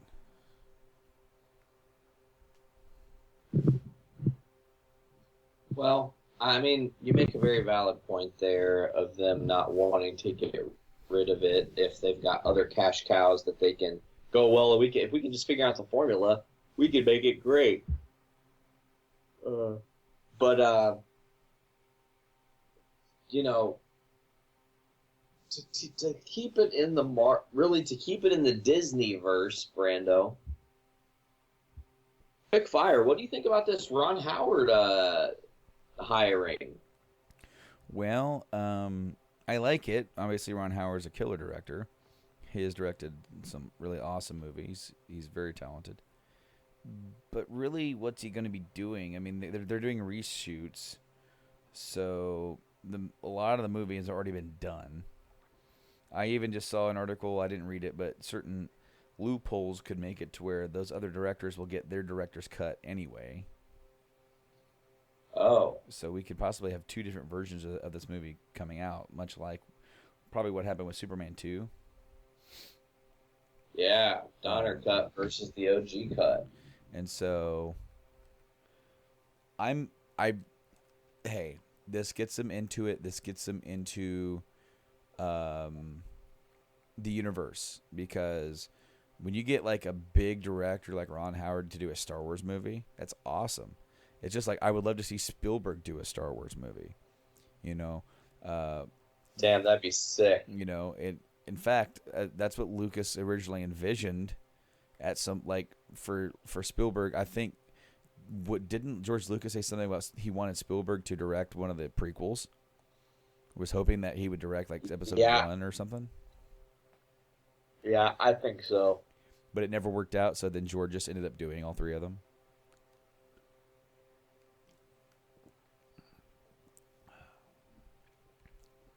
No, man, it's cool for Ron Howard to be this director doing Han Solo. Minor controversy. Some people say that the kid that's playing Han Solo got the other director fired, and then there's all this reasons and whys. What? Very strange. There would be any drama coming out of the Star Wars camp, you know? I heard it was Michael Kasdan, I think is his name. Lawrence Kasdan, the writer of Empire, Jedi, and The Force Awakens. I guess he wrote this script, and I guess the other two directors, their directing style was a lot more improvisational, more humor. You know, it was that kind of deal, and deviating from the script. And Lawrence is he likes his script to be followed. And so there was from what I understanding, what got them fired was creative differences between them and Lawrence. And you're looking, okay, so while I feel for those two directors, and it's like they got fired with about 70% of this movie done, which sucks, because now it's like, man, this was their project. Now they're gone. Well, the studio sided with Lawrence, obviously, if that's the case. They sided with the guy who wrote Empire Strikes Back. Hard not to, I guess. Almost unanimously. It's almost like when you see a tube of toothpaste and it says 4 out of 5 dentists agree. But about 4 out of 5 Star Wars fans agree that Empire is the best movie out of the entire saga. And he wrote that movie. And then they still have him writing Star Wars movies today. So he wrote that gem, and then he wrote Jedi, then he wrote Force. Those 3 are really good Star Wars movies. So you got him in your back pocket as a writer telling you that he's frustrated with the directors. If I was in charge, I would be hard pressed to ignore him. Yeah, for real. As bad as I feel for those other two guys, this is Lawrence Kasdan. He wrote Empire Strikes Back. If he says you guys should go, I'm going to talk to you guys first, and then I'm probably already leaning towards letting you go, because this dude knows what he's talking about. He's ridden on the high of highs, and he, so far as Star Wars movies go, he's had no lows. He didn't do the prequels. I don't think he did. I think that was just George. Well, no, George did bring George did a prequel. Well, George did. He had some help writing. He wrote the first one by himself, I think, and it was sort of just like how the original trilogy, how like he directed the first one, and like so you had the first movie, and he wrote it, directed it, edited it, did all this stuff, burned himself out. So when he went to do the Empire Strikes Back, he stepped back, and he let other people kind of take the reins. Like he wrote the story, but then we had Lawrence wrote the script and all this sort of stuff. Well, then he let other people have more control while he still directed the prequels. He as the prequels went on, more and more people. Yeah, okay. So I just looked up Phantom. It was written by George. And then you go into Attack of the Clones. It was written by, story by George Lucas, screenplay by George Lucas, and Jonathan Hales. So someone else helped him out with episode 2. Now let's go to episode 3. And currently on that, it says that it was just him, that he wrote episode 3. Which is interesting, because I want to say I heard there were more writers on that. But typically, like, he would write the first draft, and then you would have other people come in and kind of have their say and do all this stuff. But I have heard, even in like in documentaries, that as they went on, he kind of gave up a little bit of more control and listened to more outsiders, like more producers, and did more things to let other people in and let other people's ideas come in.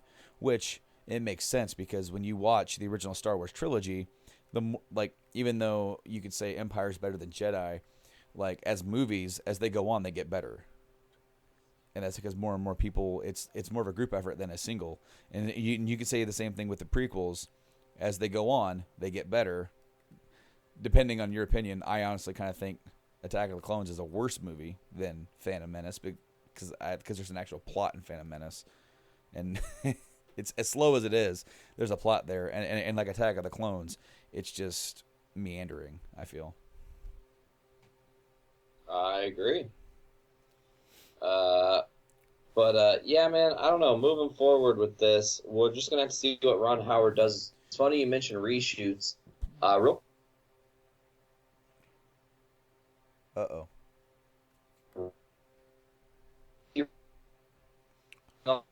Season world.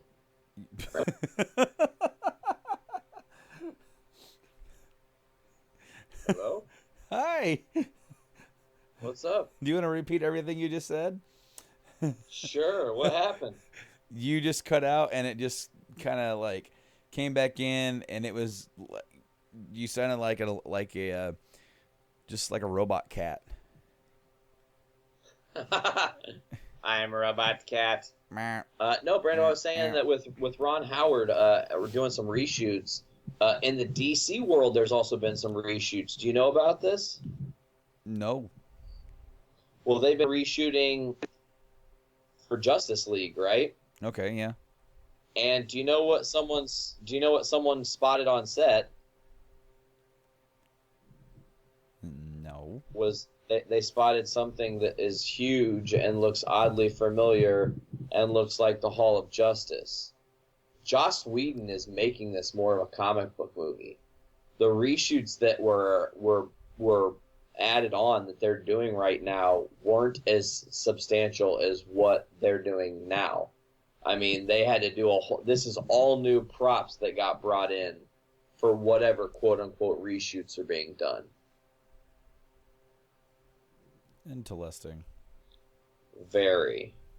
And part of the Hall of Justice was green screen, but it looked like the Hall of Justice for sure. I remember watching years ago Space Ghost Coast to Coast. Hell yeah. And Space Ghost left the show because Canadian comedian, Dave something. What's the name of the guy that was like the head guy at Wendy's? The old guy? Thomas? Dave Thomas. It's the same name, different guy. Because Dave Thomas, he was like in the movie with Rick Moranis, Canadian Bacon. I think that's what that was called. Strange Brew? Strange Brew, not Canadian Bacon. My bad. So it was Dave Thomas was a guest on Space Ghost Coast to Coast, and him, Zorak, and Moltar took over the show.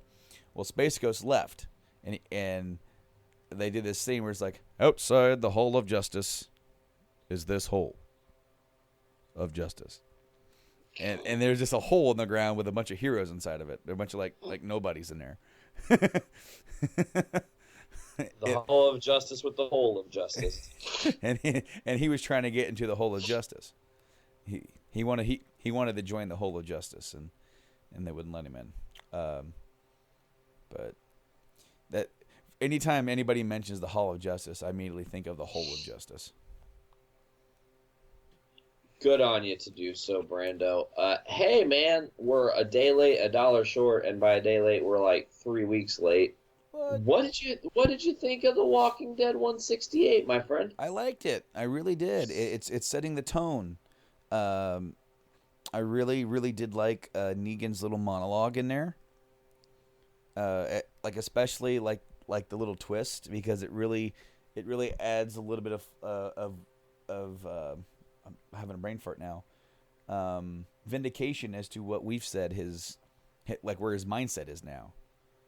You know, the whole monologue, you know, when Rick was trying to make peace with Sherry's group, the former saviors, when they found out she died, that was it. I can't remember the name of the guy, but he was ready to shoot Rick and go to war, and then Negan stepped up, started talking, and then he pretty much said, why don't we go back to the way things were when I was in charge? Literally laying it out, the point system, doing all this, he had this big monologue of, let's just go back right now.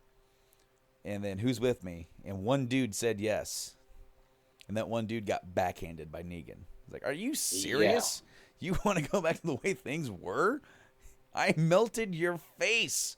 It was like that was stupid.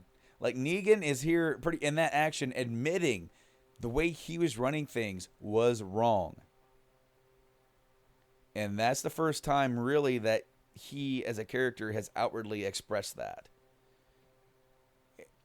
And then he said, there are 2 reasons why you people are still alive. One of them is me, and the other one is Rick fucking Grimes. Yeah. Rick, legendary fucking Grimes, dude. It's weird with the covers of The Walking Dead. They're not always what they seem. And I said this because a while ago, I think when 166 came out or when 167 came out, we were talking about the cover for this issue. And I was like, it's a white cover and everybody's kneeling to Negan. And that's misleading. It makes you think, oh my God, is Negan going to take over? Is that what's happening? And they even swerve you with it for a minute. And then they're so smart to just be like, no, Negan really did learn his lesson, folks. Like, that's the big takeaway from this, is that Negan has learned respect on a different level for Rick Grimes. And Negan has essentially become his right-hand man. They made a point during that little monologue when he was like doing what he was doing, and he pretty much talked the saviors down and made them walk away without anybody getting hurt. And he literally sounded like the sane person in the room, which isn't really what you'd expect from Negan. But they made a point in one of the panels. I want to say they showed Maggie's face,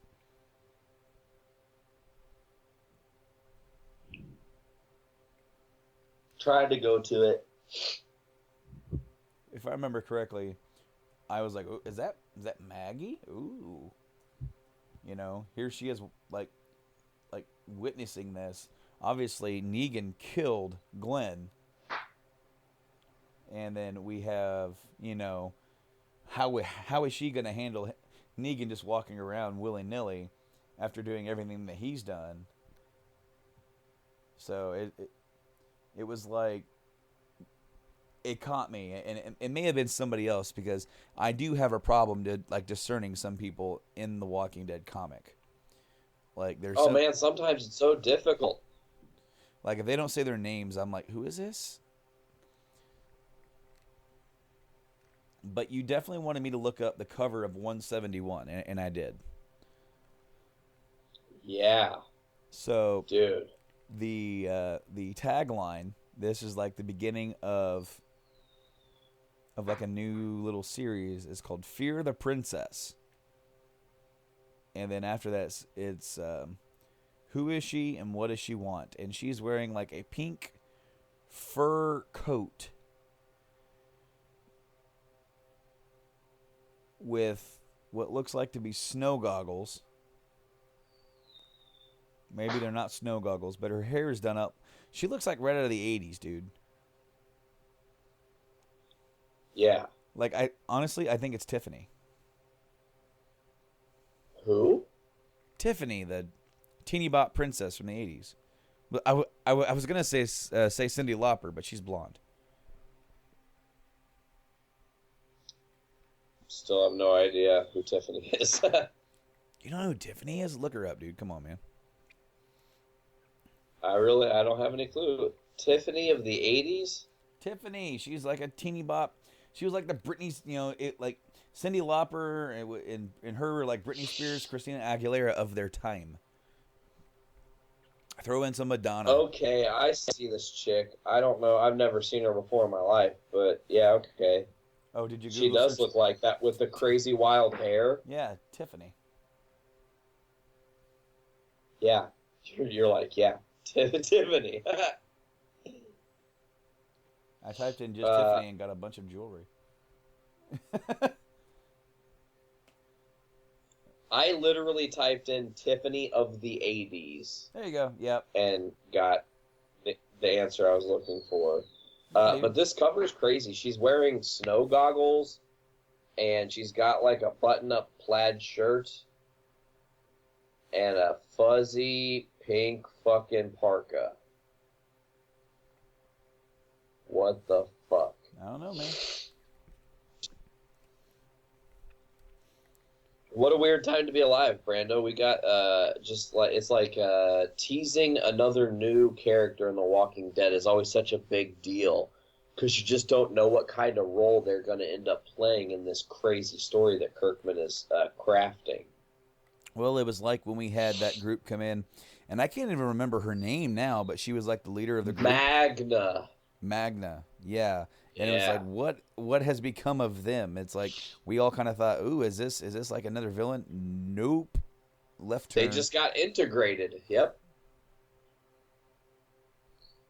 They just ended up being integrated into the community.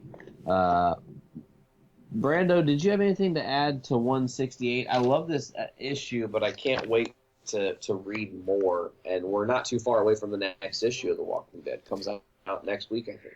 Well, we wondered how Dwight was going to handle with Rick after Rick had killed Sherry, and it relatively well, given the circumstances, I think, was his reaction. Because he took control and was already having people rebuild stuff and rebuild the place already. And when Rick went to go try to explain, apologize, he stopped him and said, "We both lost somebody. Let's just leave it at that," or let's not talk about this. That's the most important thing. Yeah, let's not talk about this. Let's not dread. Let's just move on. And so right there is like that. Like the cover of the next issue wasn't it Dwight holding a gun to Rick's head? Yeah. And so, again, that could just be more figuratively speaking. Dwight maybe wants something, and Rick might be in a rock and a hard place where he has to allow it or something, and not so like I'm going to kill you if you don't do this. But it's going to be more like, well, he's kind of got a gun to Rick's head in this situation because he wants to still keep Dwight's trust, but since he just did something to kind of break his trust potentially, maybe Rick might have to make a hard decision. But Rick, at the end, it looked like through the last couple of panels, they were dealing with the people who had, who had died, the loss and everything. They were burying their dead, and then they were rebuilding the place. They put the gate back up, and Rick couldn't sleep, and he goes out and lays on top of Andrea's grave. Rick's gonna go crazy again, Brando. I don't think he's gonna go crazy, but I think he's having some difficulty dealing with it. This isn't the first time that he's lost somebody to this world. But I think he's got enough people surrounding him, strong people, who can help prevent that. Negan and Dwight and Michonne and Maggie. These are really strong personalities who have no problem standing up and taking control if need be. Which would be interesting for Rick to shut down and have Negan have to be telling people what to do. And for Negan to be making decisions and bossing people around in a way that Rick, basically him telling that people what Rick wants done, but people instinctively would not want to listen to him and start crap. But then you have the the situation of where it's like, well, Negan's like, no, Rick wants this. He's fucked up. I'm the one giving the order right now. And, that could cause up what are you going to do? Bash my brain in? And Negan could just, I'd rather not. But never say never, No, I mean, it's kind of moving forward in The Walking Dead. It's going to be interesting to see how this all. And I've said this before, Brando. We're only like 3 days out from the Whisperer War, like fucking 7 issues later. You know what I'm saying? Yeah. All this stuff has been happening in such a short amount of time that it's like, what's going to happen when there's an issue where any time passes? Right. What's the future actually hold? Because the long-term effects of what happened in the Whisperer War haven't even been felt yet. They're still happening. Yeah. That's an amazing thing for Kirkman to have done. He ended an arc, and almost 10 issues later, we still don't have a resolve. Yeah. I don't know. We still haven't seen a hide or tail of Beta, so. Yeah, I wonder where his weird ass is hiding. Well, Brando, do we need to bring our friend in here for a minute? Yeah, we need to take a little bit of a break, so we're going to sit back and we're going to let our friend Dr. Dongo Dick Tyner come in, and he's got a segment for us to play, which was actually streamed live on Facebook. So some people got to see this live, and so if you already have, I hope you enjoyed again, because we're going to have some stuff to kind of add to his conversation a little bit, and he's going to be sitting back to talk to us about some of the best concerts he's been to, because recently he just saw Iron Maiden. Fuck you, Blaine.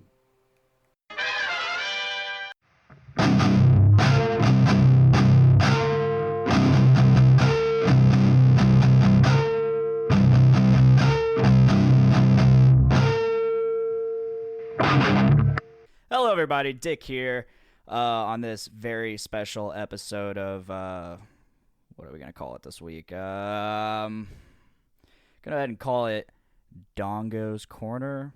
Yeah, it sounds lame. It's just my segment. It's Dick's segment for Journey into Comics. It's gonna be great. It's gonna be fantastic. It's gonna be huge.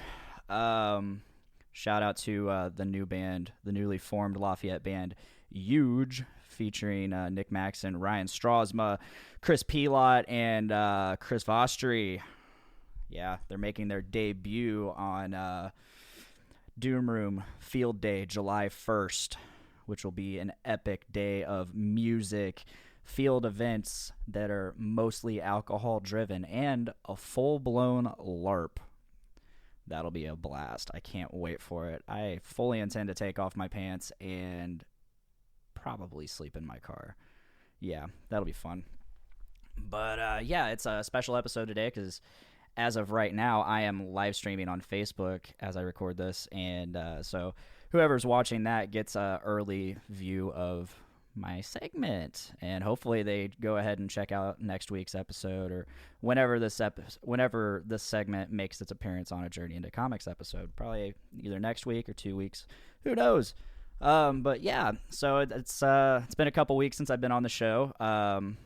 I've since done a lot of shit. I've managed to start guitar lessons, so these intros will maybe get a little better, and just overall music might get better for me. Who knows?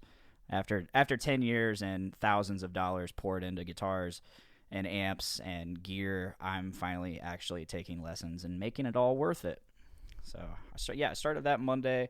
That was an interesting first lesson. Then let's see, I went and saw Wonder Woman this week. That was great. Gal Gadot did a fantastic job. Chris Pine always does a fantastic job. I love that guy. I love every movie he's in. He's got such a great sense of humor, and it's just I enjoy his movies. But Gal Gadot, she really stole the show. She portrays a different version of Wonder Woman than she did in Batman versus Superman.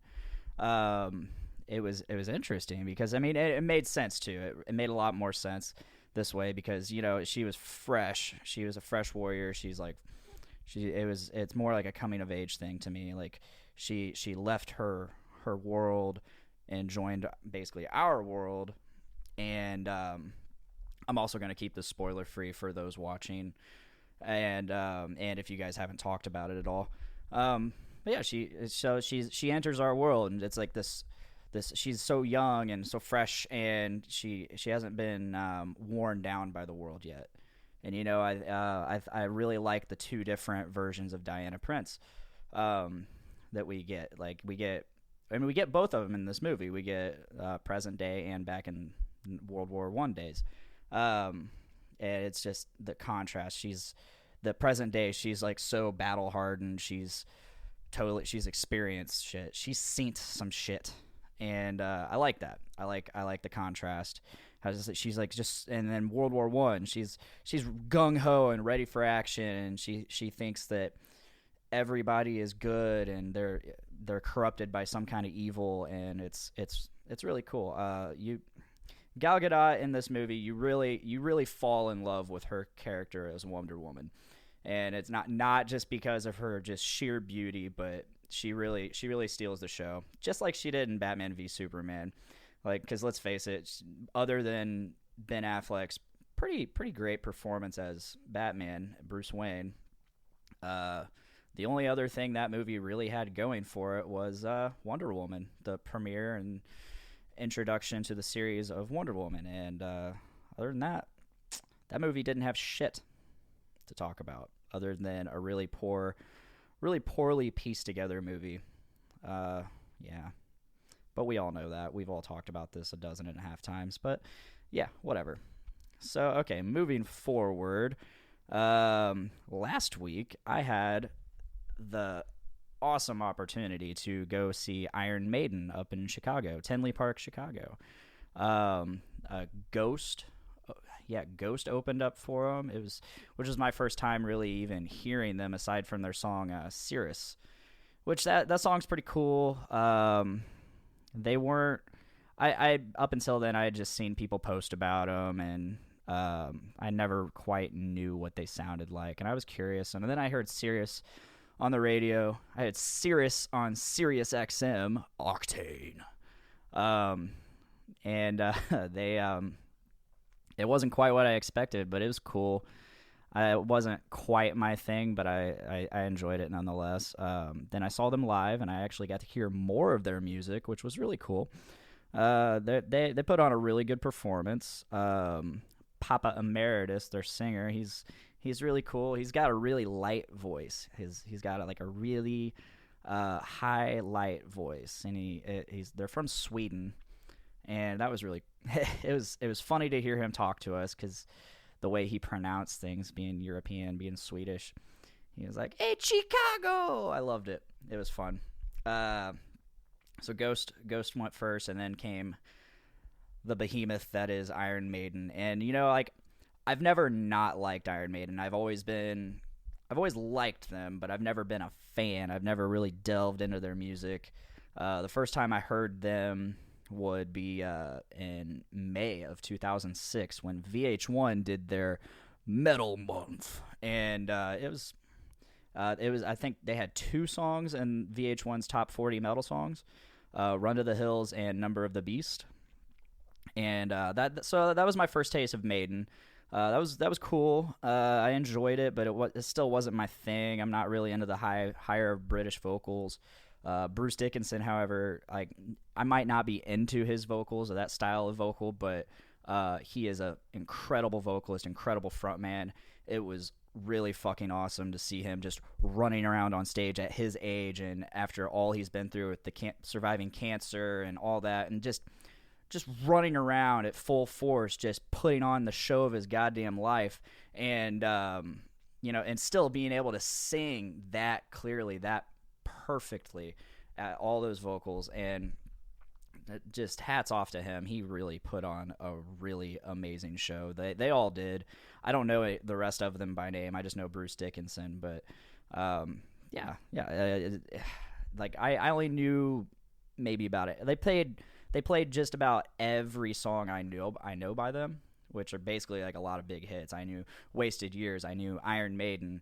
I knew The Trooper, and what else did they play? They played Number of the Beast. I think the only song they played that I didn't know was, or that the only song that I knew that they didn't play was Run to the Hills, which I was okay for. I was okay with them not playing that. And I don't think they played 2 Minutes to Midnight. I might have to actually check that set list online somewhere, but I don't remember them playing 2 Minutes to Midnight, which I really wanted to hear that song. But yeah, it was a great first time seeing them. I really don't think I'll skip out on them next time they come around, because who knows how many more times they are going to come around. They're getting up there, despite the fact that they still put on a really kick-ass show. They're getting up there. They're probably not going to be doing this much longer. So yeah, I'm going to catch them whenever they come through. But so I guess that's what today's topic is about. Today's topic is concerts and awesome concert experiences. I'm sure we've talked about this on the Journey into Metal cast. But yeah, I've had a lot of awesome concert experiences. Not as many as some, but I've been going to concerts now since beginning of my senior year of high school, which that would be 2008. I got into music late, and I got into metal late, and when I finally was able to start going to concerts, I went head on. I did not stop. My first concert was Mayhem Festival, the very first Mayhem Festival, which was the headliners were Mastodon, Dragon Force, Disturbed, and Slipknot. And goddamn, was that an awesome show. That was my first time seeing Five Finger Death Punch. Apparently, I could have saw Machine Head and 36 Crazy Fist that day, which 36 Crazy Fist, as a lot of you know, is probably my second favorite band. Parkway Drive being my first, and I really wish I could have saw 36 Crazy Fist that day, but it's a festival. There's so much going on. I have no idea where I could have been during that set. But yeah, that was my first concert. My second concert was Journey. I went and saw Journey, Heart, and Cheap Trick. And wow, what that little Filipino dude, I think his name is Arnel Pineda, whatever. He's Filipino. He's awesome. He sounds just like Steve Perry. Then I moved on to Lamb of God. I went and saw Lamb of God the following May 2009 with Children of Bodom, God Forbid, Municipal Waste, As I Lay Dying, and I feel like there's one. No, I think that's it. That has to be it. Yeah, I'm not gonna just go into all my fucking concerts, but I just giving you a brief rundown of where I started, where I came from concert wise. But let's see. I would say probably one of my all-time favorite concert moments that actually involved me was last May. it was either last May or June 2016.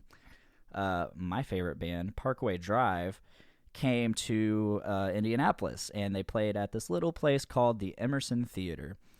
If anybody knows anything about the Emerson Theater, it is a really rundown old theater. I actually pretty much hate the place. I don't like going there, but they get a lot of big bands. Like most recently, I saw Superjoint Ritual and Battlecross there. I've seen Battlecross there twice. They're pretty easy to get. They don't cost much to book, but they're still up there. They've toured with Metallica, yet they only cost like $750 to book. Who'd have thunk?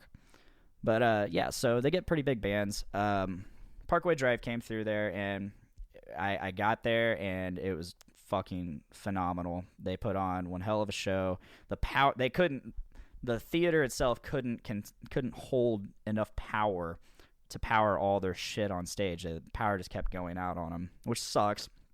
But they chugged through it. But the cool thing about that show was there was no barricade, so you could get right up to the stage, and there was also no security. And which, I mean, there's never any security. There's never any barricade. There's like a couple guys there that run security, but they're not like your typical like House of Blues or like event security. But so like in Parkway Drive shows, I've been to 3 of them now. I went and saw Parkway Drive 3 times in like within the first. I saw them 3 times within the first time that I saw them ever, and what a great year it was. But anyway, so the thing about Parkway Drive shows are they are high energy. Everybody is having a fucking blast. Everybody is enjoying themselves. Everybody is jumping around. Everybody is moshing.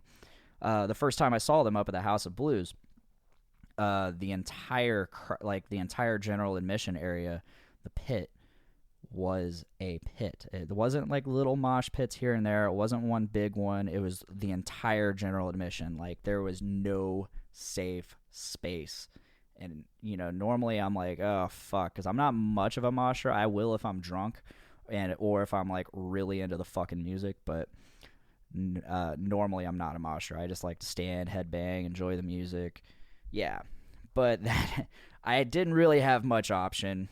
I had to mosh. I had to jump around. I had to just, you know, I didn't mind. I didn't mind because I was going nuts to my favorite fucking band.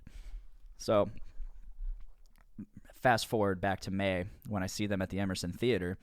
Here I am fucking watching my favorite band. Everybody's jumping up in the air, and people start crowd surfing, and they get on stage, and they're just hanging out with Parkway Drive. They're hanging out with my favorite band on stage, just having a blast, just jumping back into the crowd.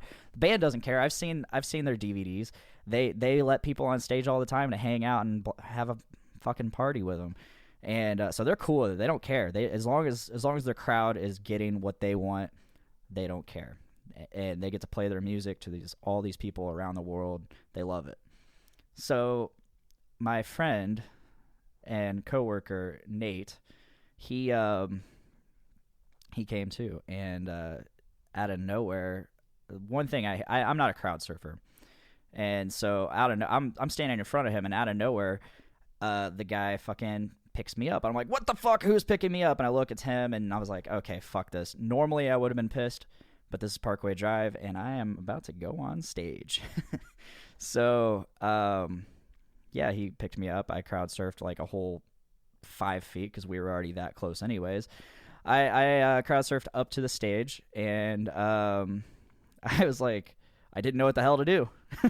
I was shocked. I'm like, oh shit, I'm on stage with my favorite band, and they are rocking the fuck out right in front of me. What do I do? So, of course, I try to jump back into the crowd. The crowd was not having it. They shoved me back on stage, so I'm just like, oh, okay, well, shit. So I'm just standing there awkwardly on stage, you know, trying to look kind of natural, headbanging and stuff. And so I'm just... eventually, I'm like, after a couple seconds, I'm just like, okay, I can't do this anymore. I don't want to be that guy that just hangs out on stage. And so I went to the side of the stage. I went off the side of the stage instead of towards the crowd. But on the side of the stage, there was nobody except for like some crew guys. And so I'm just sitting there, just enjoying the show from the side of the stage, like just getting my own, it's almost like my own personal show.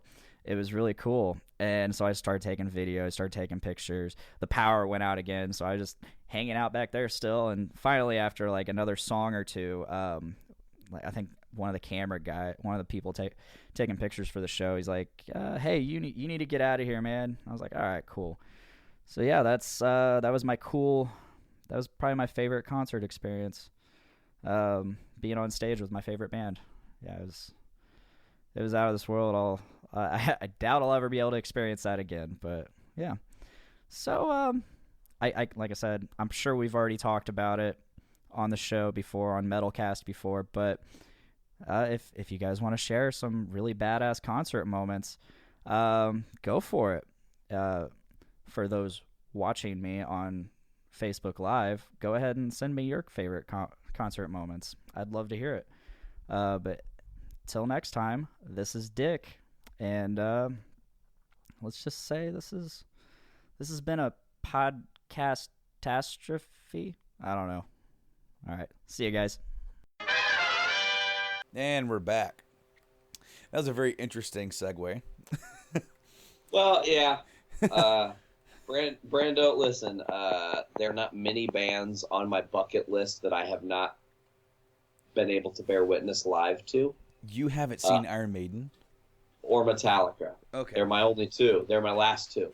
I have yet to see Metallica, but I have seen Iron Maiden. I am actually going to get my computer right here, situate myself. Do not unplug the recorder. Because I saw Iron Maiden 2012, 2013. I think it was 2012. They came around, and I saw them down in the Klipsch Music Center, the former Deer Creek Verizon Wireless, whatever it would be, down in Noblesville, Indiana, near Indianapolis. And opening for them was none other than Alice Cooper.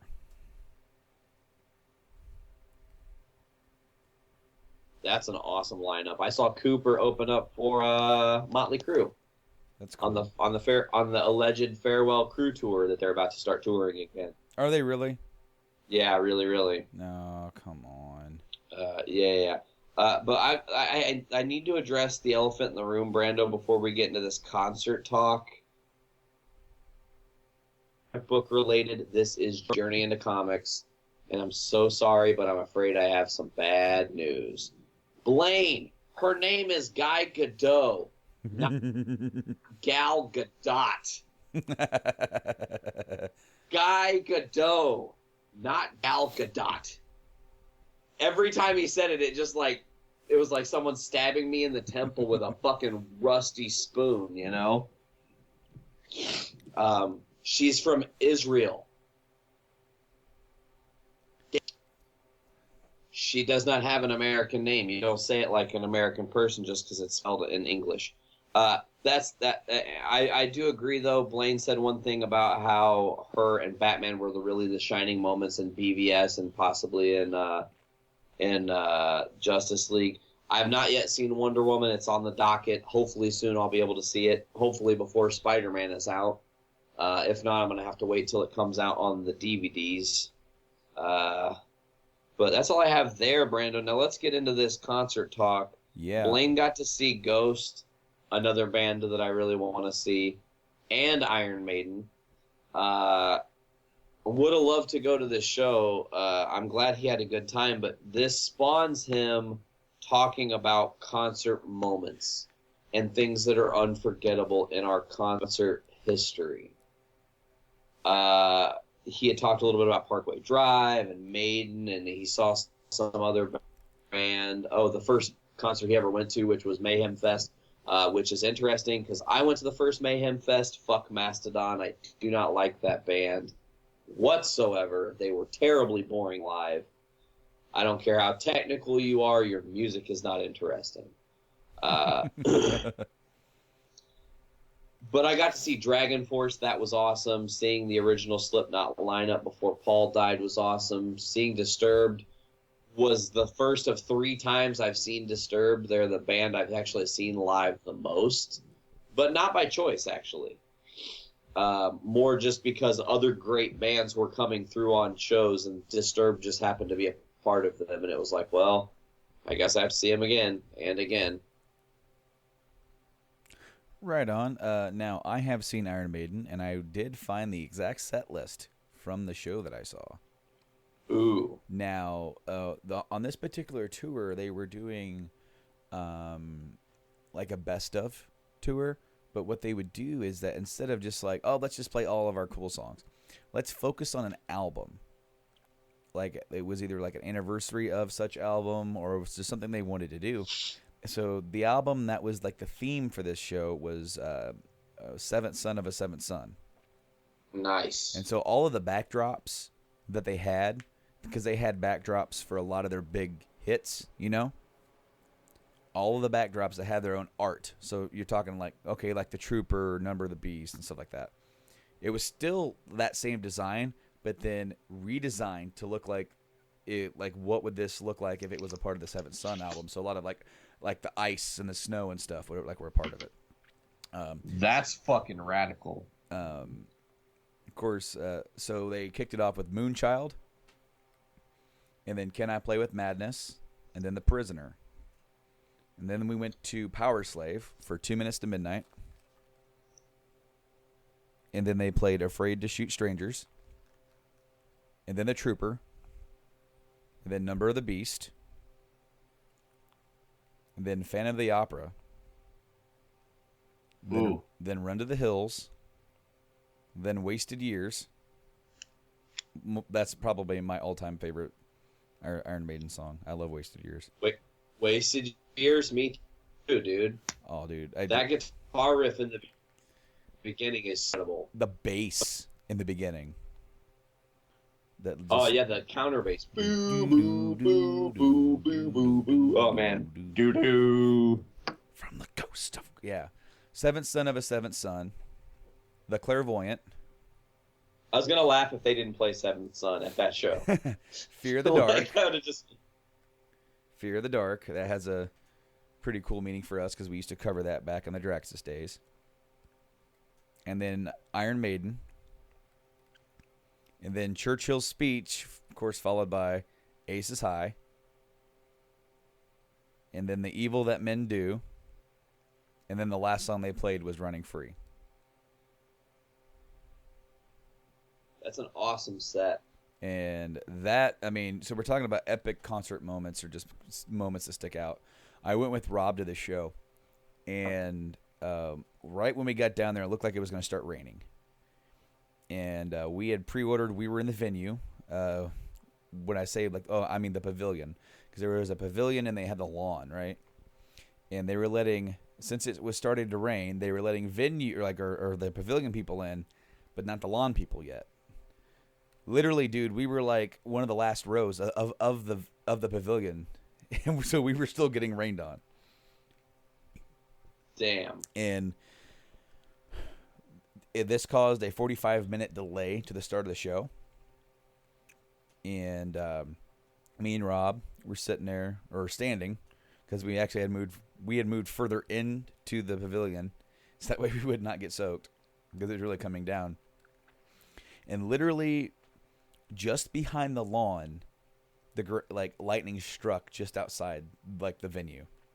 Whoa. And it was so loud. I've never been that close to a lightning strike before. Sucks. Oh, dude, it scared the fuck out of everybody. But then as soon as that happened, like, as soon as everybody, like, got scared, like everybody cheered. It was hilarious.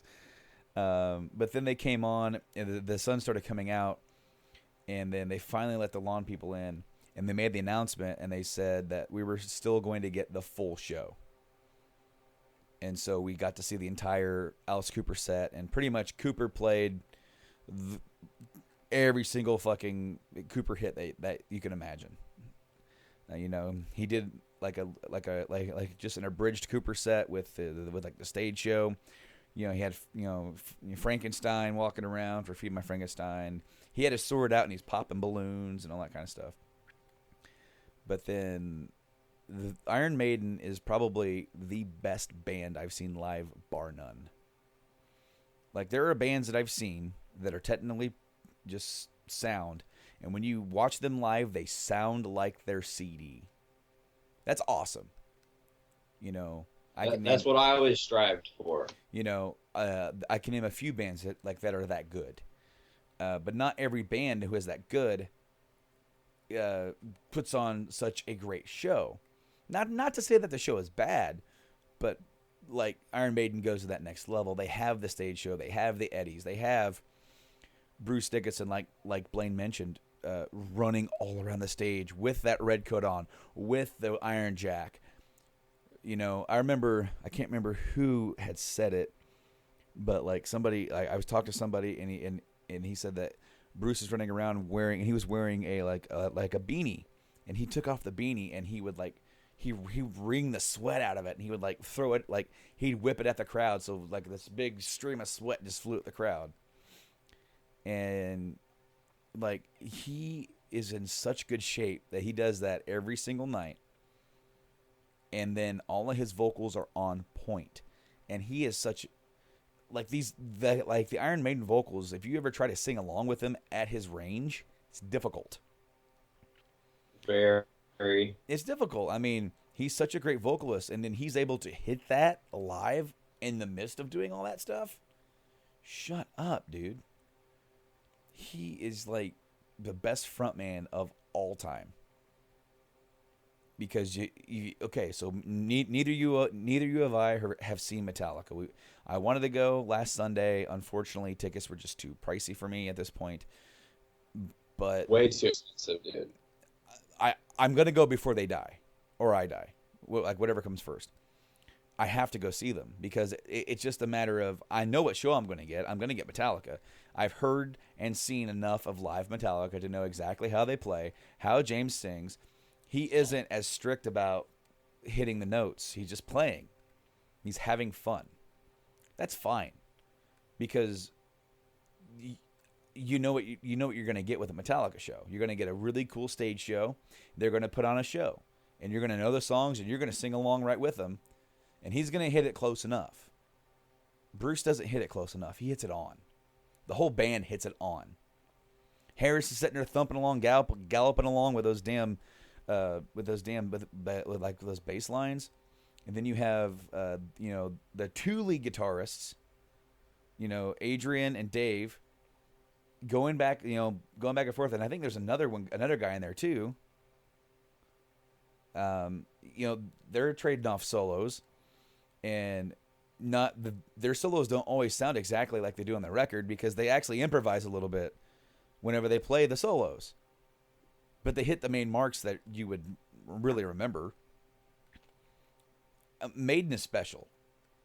And, as you said, they are getting up there in age, to the point of where it's like they are going so hard and touring so hard and putting on such great shows that how much longer can they go at this level? I think Maiden is going to continue to go, but at this sort of level. Like, when I saw them, it was 2012. That was 5 years ago. And the show that he described sounded like the show that I saw 5 years ago, as far as like the energy. And yeah, that's hard to even fathom at that age. Mm-hmm. Well, you start talking about memorable concerts, and Blaine was there for this one because he went with us. Me and Rob went the next year, and we saw Black Sabbath. And they're even older. And Black Sabbath was a great show. I really loved seeing Sabbath. And not only that, but coming off of the 13 record, which was such a good record. Very much so. And while they were good, and Ozzy sounded good at our show, that's a thing that I was hearing about early on, is that he was having some issues with his voice. And so some of his stuff wasn't sounding as spot on. When we saw him, he sounded just fine. But really, it's like, you see Ozzy, and he stands there and says 10 times throughout the same song, "Show me your fucking hands." Yeah. By the end of the show, you've heard "Show Me Your Fucking Hands" so much. He only has a few things that he can really do to try and get the crowd into it. And he's got energy enough to kind of jump up and down a little bit, but then by the end of the show, he's not doing that as much anymore. But then you move over to Iron Maiden, and they're, Bruce is running a marathon each night.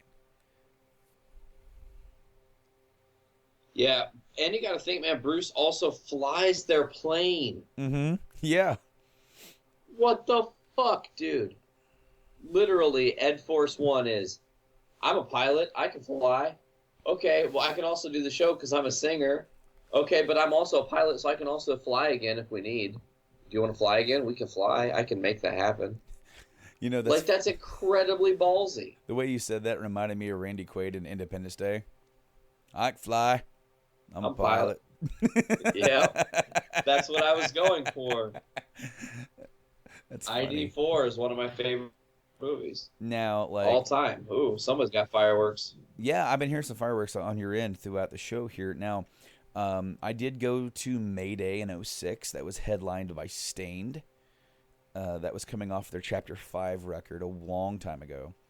And I also want to say 3 Days Grace was there, coming off their second album, 1X. Is that it? Yeah, that had Riot. Yeah. And Pain. That was the seeing them live is what made me decide not really to like them anymore. I really didn't like them live, and I really wasn't getting into them in that new record anyway. So then after that, I just sort of lost touch with them altogether. Flyleaf was also there. Whoa! My bad, folks. I'm gonna have to edit that out. I'm on the I'm on the set list website, and there's a little video box over here, and I saw the X. I'm like, well, I don't want this to play accidentally. I hit the X. That was the ad for the hitting the X made the video play. So I'm gonna note that at 2 hours and like 13 seconds to remember to take that completely out of the podcast, because I don't want to be blowing anybody's ears out. It was a pretty decent show, but then I'll never forget 2007 wanting to go see Symphony X on the Paradise Lost tour, and they were going to be up near Chicago on the last day of shutdown on a Sunday night. And I was like, oh, we can go. And I'm like, oh, but man, it's going to end late, and I'm going to have to go to work early in the morning. And I decided to not go. But then what I did, I saw that they had been booked again for 2008.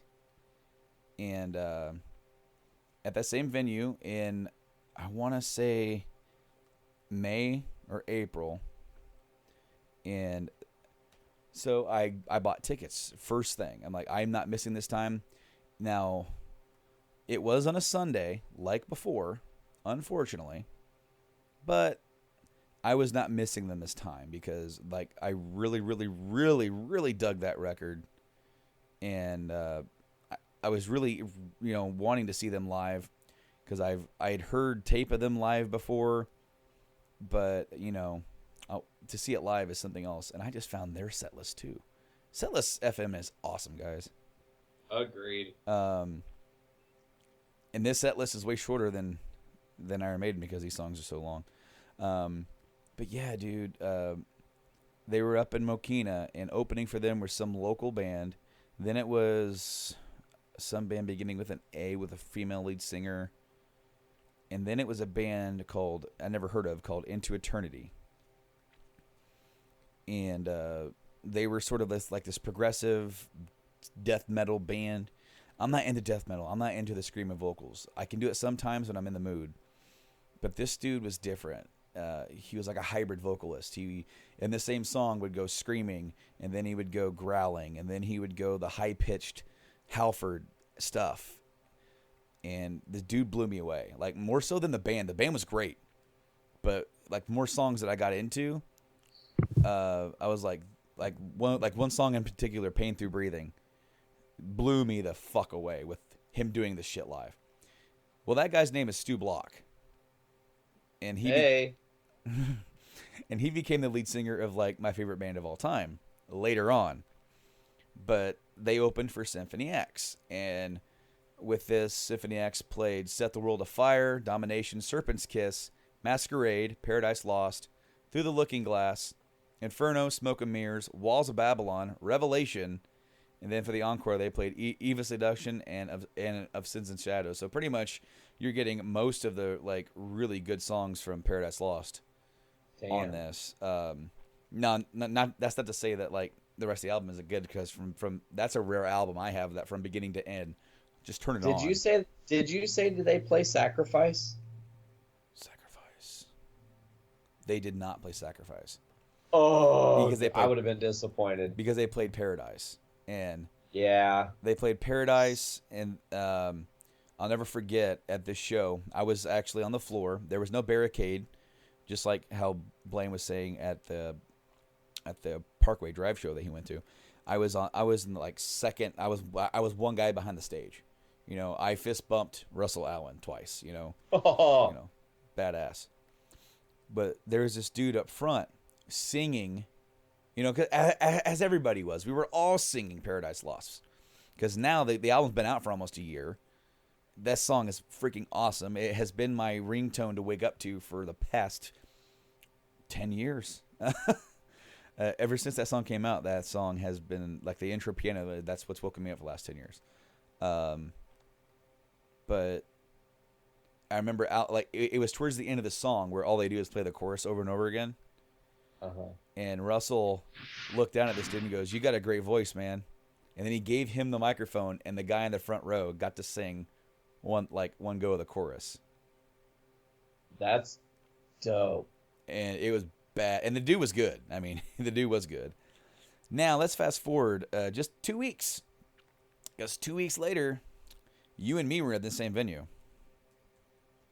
Yes, we were. We got to see Iced Earth in Barlow's first performance. We've actually talked about this quite a bit on the last Metalcast we did.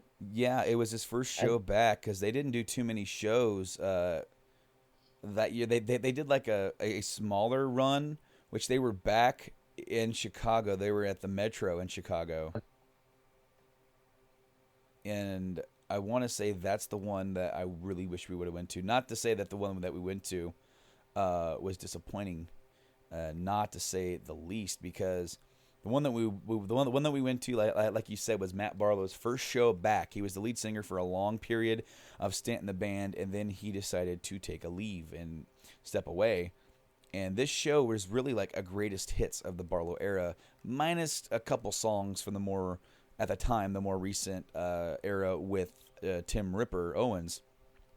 So they did like, I'll never forget, me and you, unfortunately, we didn't get there early enough to get up front.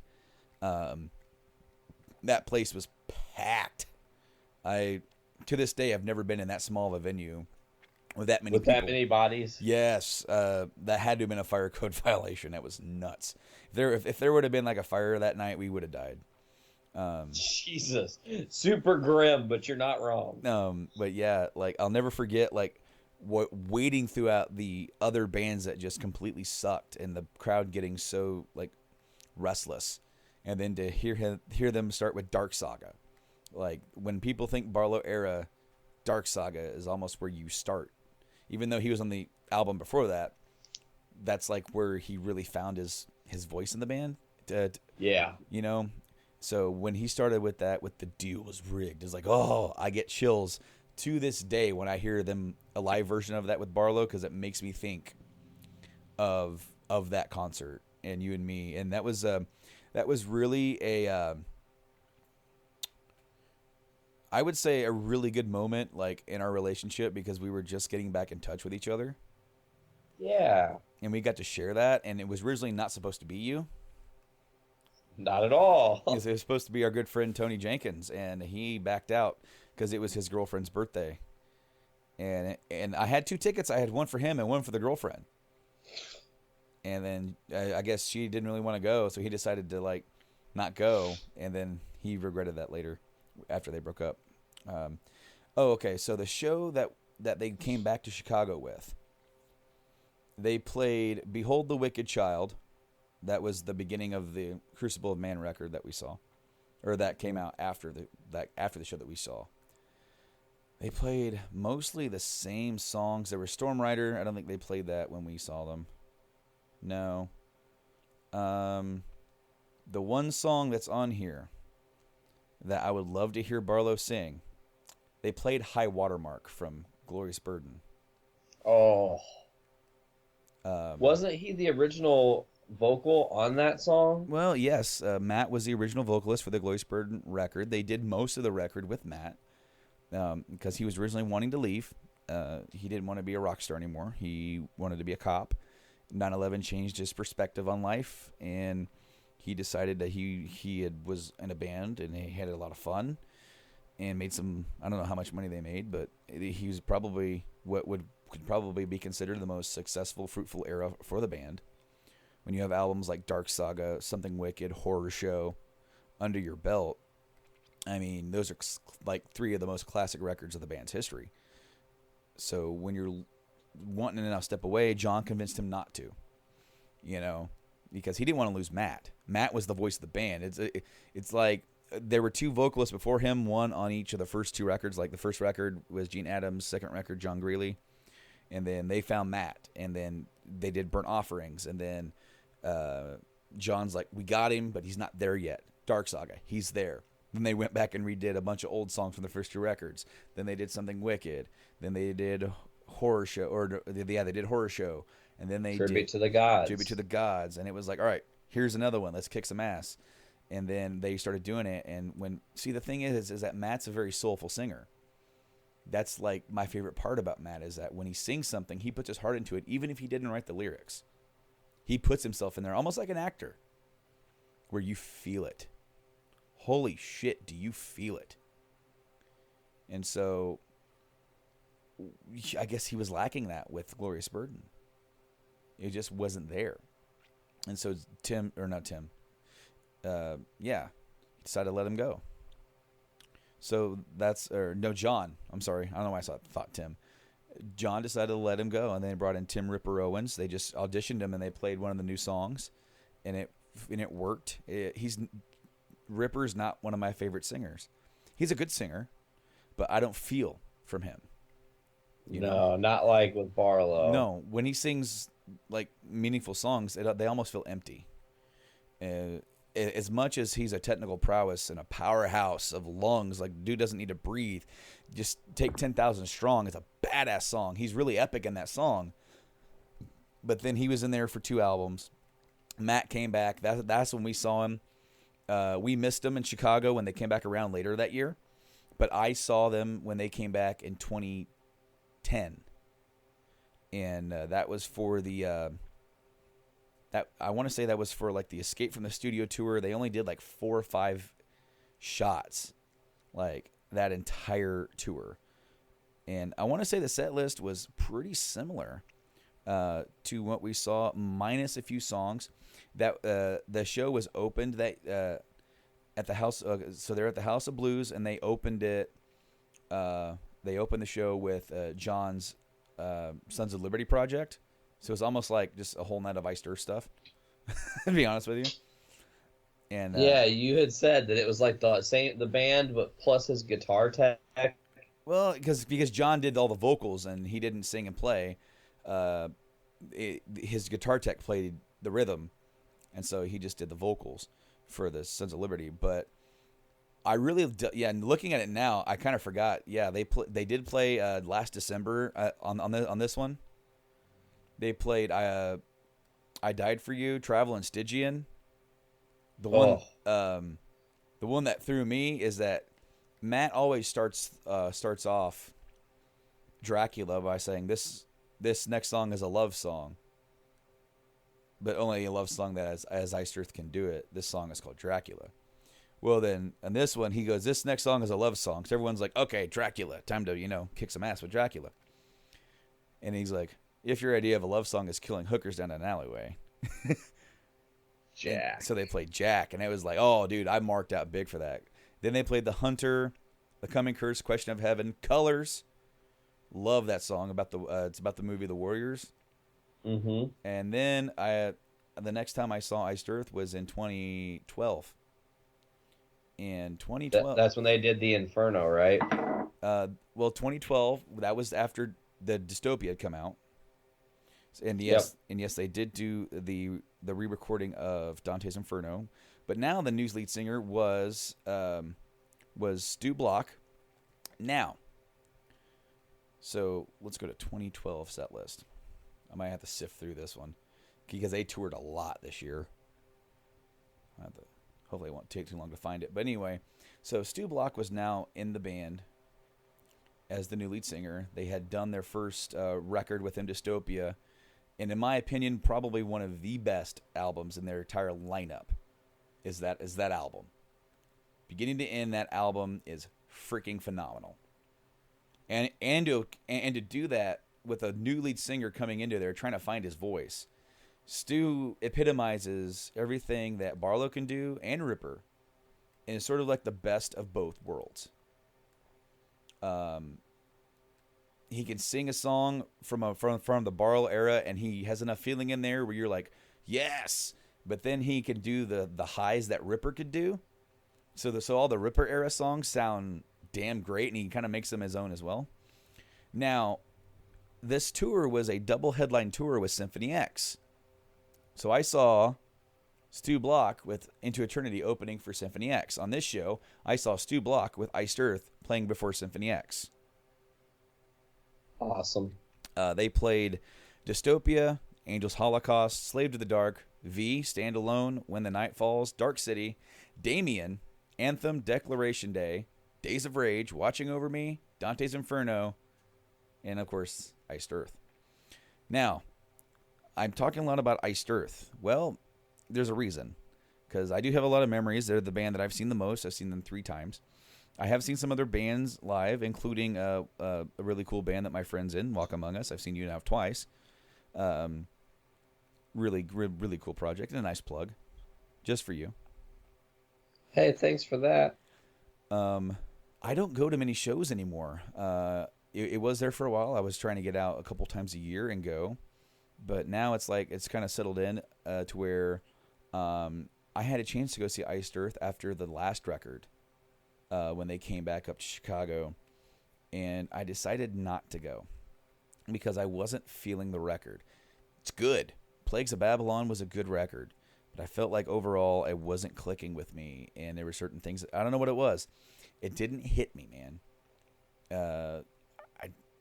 It's very difficult to describe. It's like a band that you love so much releases an album and you don't dig it as much as they did the last one. It's disappointment, because Symphony X kind of did the same thing to me that year. It's really weird because when you had Symphony X release Iconoclast and then you had Iced Earth release Dystopia, it's like mind blown, instant orgasm, 2 great records in 1 year. Holy crap. And then they redo it again in a year later or a few years later, and it's like both of them were kind of disappointments. And that's not to say I don't like songs on those records. I definitely like songs on those records. I could sit there and just pick through these records and tell you what songs I like and what songs are kind of flat with me.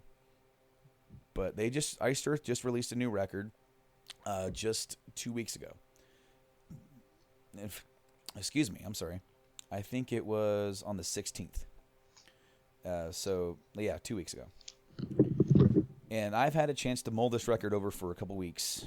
And I sent you a few songs because I just wanted to be able... I wanted you to be able to just hang in there and talk with me a little bit about it. Because you like the band too. Maybe not as much as I do. But you and me definitely bonded. We have a heavy bond over this band. So it's a band we can definitely sit back and nerd out on. It's my favorite band of all time. They have surpassed Metallica in that respect. And that's, really kind of based on my mood. There are days where Metallica is they're the band that got me into heavy metal. Iced Earth is, you take Iron Maiden. I love Iron Maiden. Take Judas Priest. Love Judas Priest. Take Metallica. Love Metallica. Mix them all up, and that's Iced Earth. So it's like a great amalgamation of all of that. And I love almost every single record. Even Plagues. I still love the record. You know how you just have you have the ones, like I said before, Dark Saga, Something Wicked, Horror Show, and then Dystopia. Those are my 4. If someone says, I want to try this band, I'm going to send you those 4 records. But that's not to say that I don't like Burnt Offerings or that I don't like The Glorious Burden for different reasons. Even though that's I don't really dig Tim as a singer, I still love that record. Same with Framing Armageddon. That's a great record. Even Crucible to its own way. I love Come What May on that record. And so many different songs. This new one, I can say, at first I'm like, this is great. But then, okay, so they released 4 songs leading up to the album. So I kind of, on my first listen, I kind of felt like, well, I heard the best songs on the album already. So on my very first listen, I was like, damn it, it's good, but I already heard the best ones. As I've been listening to it more, nope. I don't feel like some of those are the best ones because I love the song The Veil. Okay, what this record is, before I let you talk here, what Incorruptible is, it's the first record that Iced Earth has done in a long time that doesn't have a theme, doesn't have any sort of story to it. It is just a collection of 10 songs. A lot of their songs, the whole album is a concept. The Night of the Storm Rider story, the Burnt Offerings is sort of all like Dante's Inferno is the big thing at the end, but then it's all kind of thematic throughout. You have Dark Saga, the whole record's about Spawn. You have Something Wicked, it's a collection of songs until you get to the trilogy at the end. That's a whole story. Horror Show, a whole bunch of horror show and movie references for songs. Same with that, and take that same idea and put it towards dystopia. A bunch of dystopia movies and stories and songs with maybe a few in there that are not. The whole Plagues of Babylon, the first half of the record, just like 2112, it's a whole story about a zombie apocalypse, and the rest are all just random songs. This is all just random songs. And at first I felt like the record was a little short, but I kind of feel like that's kind of what they needed. They needed a little bit more of a short gut punch. Whereas like some of these songs you're getting are not the big, long 6-minute epics that they do. Instead, they get to the point. And maybe a little bit, that kind of reminds me a little bit of like Framing Armageddon or Crucible of Man, where the songs are simpler and they get the point across without having to drag on and on. Yeah, I like that. Brando, I will tell you in a hilarious twist of fate, I thought the album was only 6 songs because somebody said full album complete and had it on YouTube, and I was listening to it. I was like, this album's great. And it started with The Veil. Yes, it did. I seen that. It did start with The Veil. Very good. So that's what I listened to, plus the song Seven-Headed Whore. You sent that to me. I took notes on everything except for Seven-Headed Whore, which I kind of can just like riff on. But I'll just start on this set of 6 that thing I was listening to. I'll read off what my thoughts were. I kind of want you to give me your like reaction to what I'm saying. Okay. I think The Veil is a home run song because it's got a really powerful chorus and overall really great riffing. Dude, that song, when you start reading the lyrics, it's about somebody who has died, who's looking over from the afterlife at their love, who is hurting from their loss, and they're almost like telling them, it's going to be okay because we're going to be together again. When you let go of this life, we're going to be together again, and you're going to love it over here. It's awesome. Once you realize that and you start listening to the words, it's like that's kind of a unique way to look at it. Usually you're hearing this sort of song from the living person's perspective, not the dead person's perspective. Yeah. Next up on that rundown was The Relic Part 1. Yeah. No Part 2. Yeah, just Part 1. Just Part 1. We don't know where Part 2 is. It's somewhere in time. I wrote classic Iced Earth storytelling. It definitely has like a Demons and Wizards riff kind of going on in the background. That's very John Schaefer. Yeah, I thought that exact same thing. It's got a really dope solo, and the creepy windpipe outro just made me go, ugh. It's just weird and haunting. Okay, so Nate, you missed. If that started at the Veil, you missed Great Heathen Army, Black Flag. Great Heathen Army is about like barbarians and shit. And then cool. Black Flag is a pirate song. Cool. And then Raven Wing. Raven Wing is like 100% classic. Like that's Something Wicked era Iced Earth. See, and here's the thing is that I kind of felt like The Veil was very Framing Armageddon-esque. Same with like the Okay. Relic. I felt like both of those were very Framing Armageddon-esque. Yeah. So now I'm at Ghost Dance. Yeah. Awaken the Ancestors. I wrote drums because it starts with drums.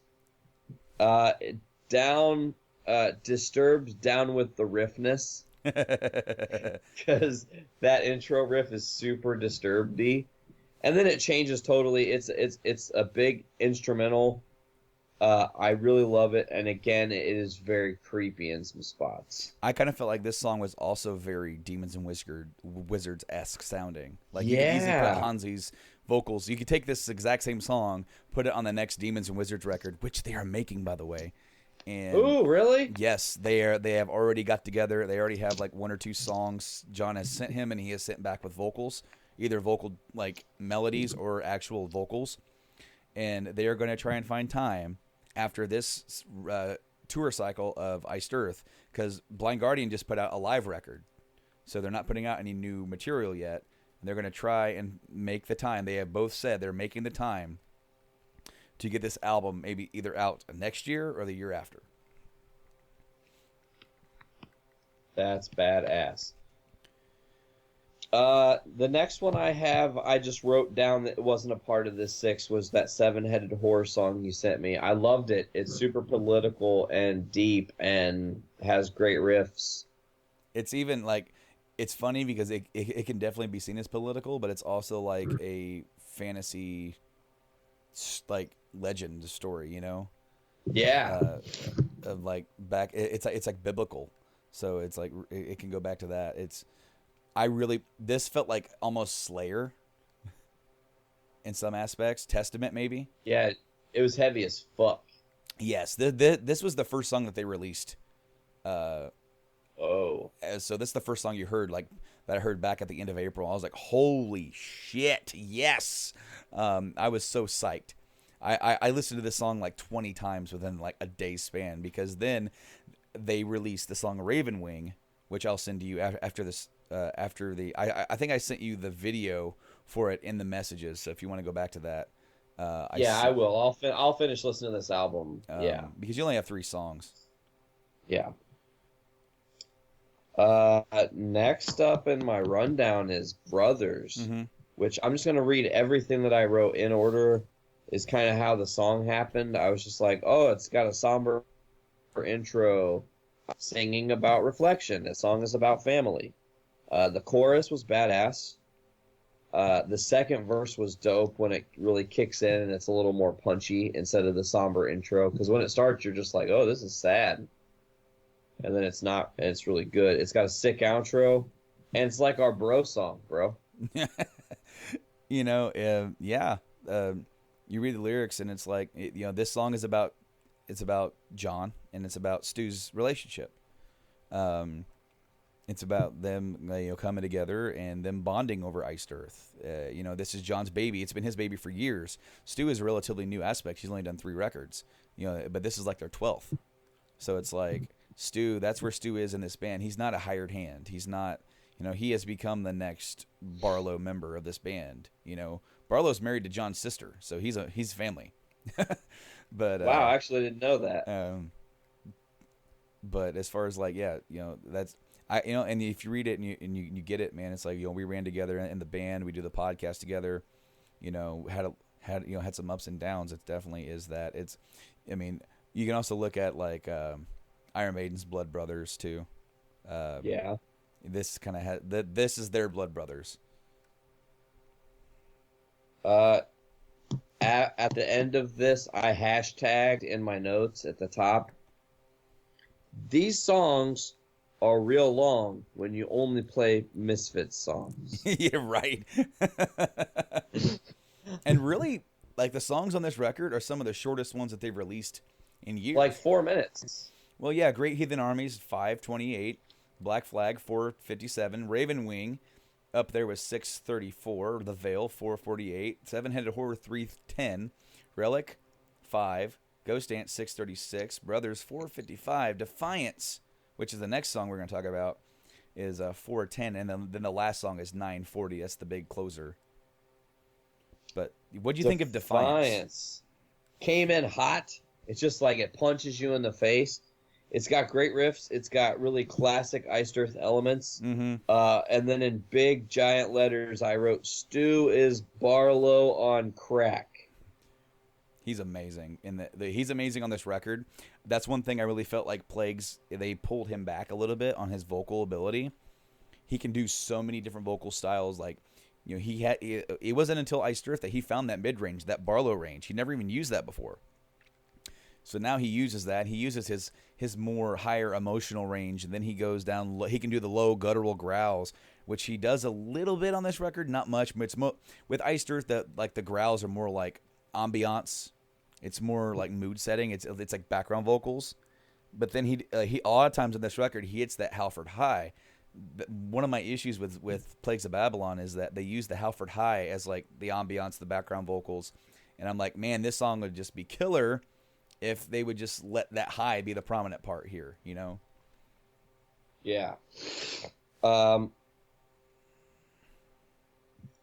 mean, for this album, from what I've heard of it, and I will talk about Clear the Way a little bit in a second, I don't really have a lot of notes. That song was long, so I was kind of skipping a little bit because I wasn't sure what kind of time frame we were on today. Okay.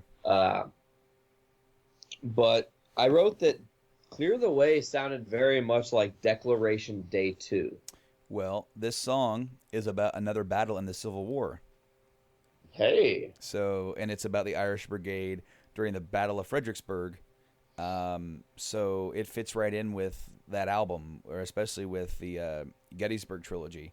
So this song takes it back to like the Glorious Burden era. And the one thing that I will say is that they've been the one thing about Iced Earth here lately is that they've been trying some things. John has been trying some different modes or different moods. This song sounds more of a major, like in a major like note or major scale, where it sounds happier, more upbeat. And I would say that the last song on Dystopia, Triumph and Tragedy, had that same feel, where it was like normally Iced Earth is like very just deep, cutty, you know. A lot of songs kind of have like the same notes, or not necessarily always the same patterns, but you know, they all kind of have that same mood. But they've been trying some different things. Peacemaker on the last album has that more of a Western feel, which I really liked. And if you hear Black Flag on this one, it's still Iced Earth, but some of the riffs they have, it's like, this is kind of piratey. I like what I like what I've heard so far. I told Sarah, I was like, well, I gotta go get a new CD because I'm hooked. Oh, you dude. know, it got me. Dude, this one's great, and I will say, like, one reason why I didn't go see them again on the last tour they did is because I wasn't really feeling Plagues, you know? It was like, over time, the album's grown on me a little bit more, but right then at the time, I was like, I'm not in the mood to go see them. Now, when they come back around and they announce their tour, which they have not done yet because they're doing European festivals right now, I'm going. And if they play Chicago, I think we should go. Yeah, that's awesome. I love that idea. Yes. Because I've never seen Stu live. Yeah, you need to see them with Stu. He's great. He and you've heard live in Ancient Korean, so you've heard him sing some of the classics. Yeah, and I love his voice. He nails it, dude. He's great. He really is. It's like I remember, you know, hearing the news that Barlow decided to leave again back when they needed to tour more, and it killed me. And I was like, no, man. But then when they got Stu, I was like, ooh. If they're gonna get somebody, this is the guy. And they've been getting a lot of like praise for this album being just so good and heavy. Yeah, dude. They're, you know, in reality, even though me personally I had issues with the last record, the last 3 records they've released have all been killer.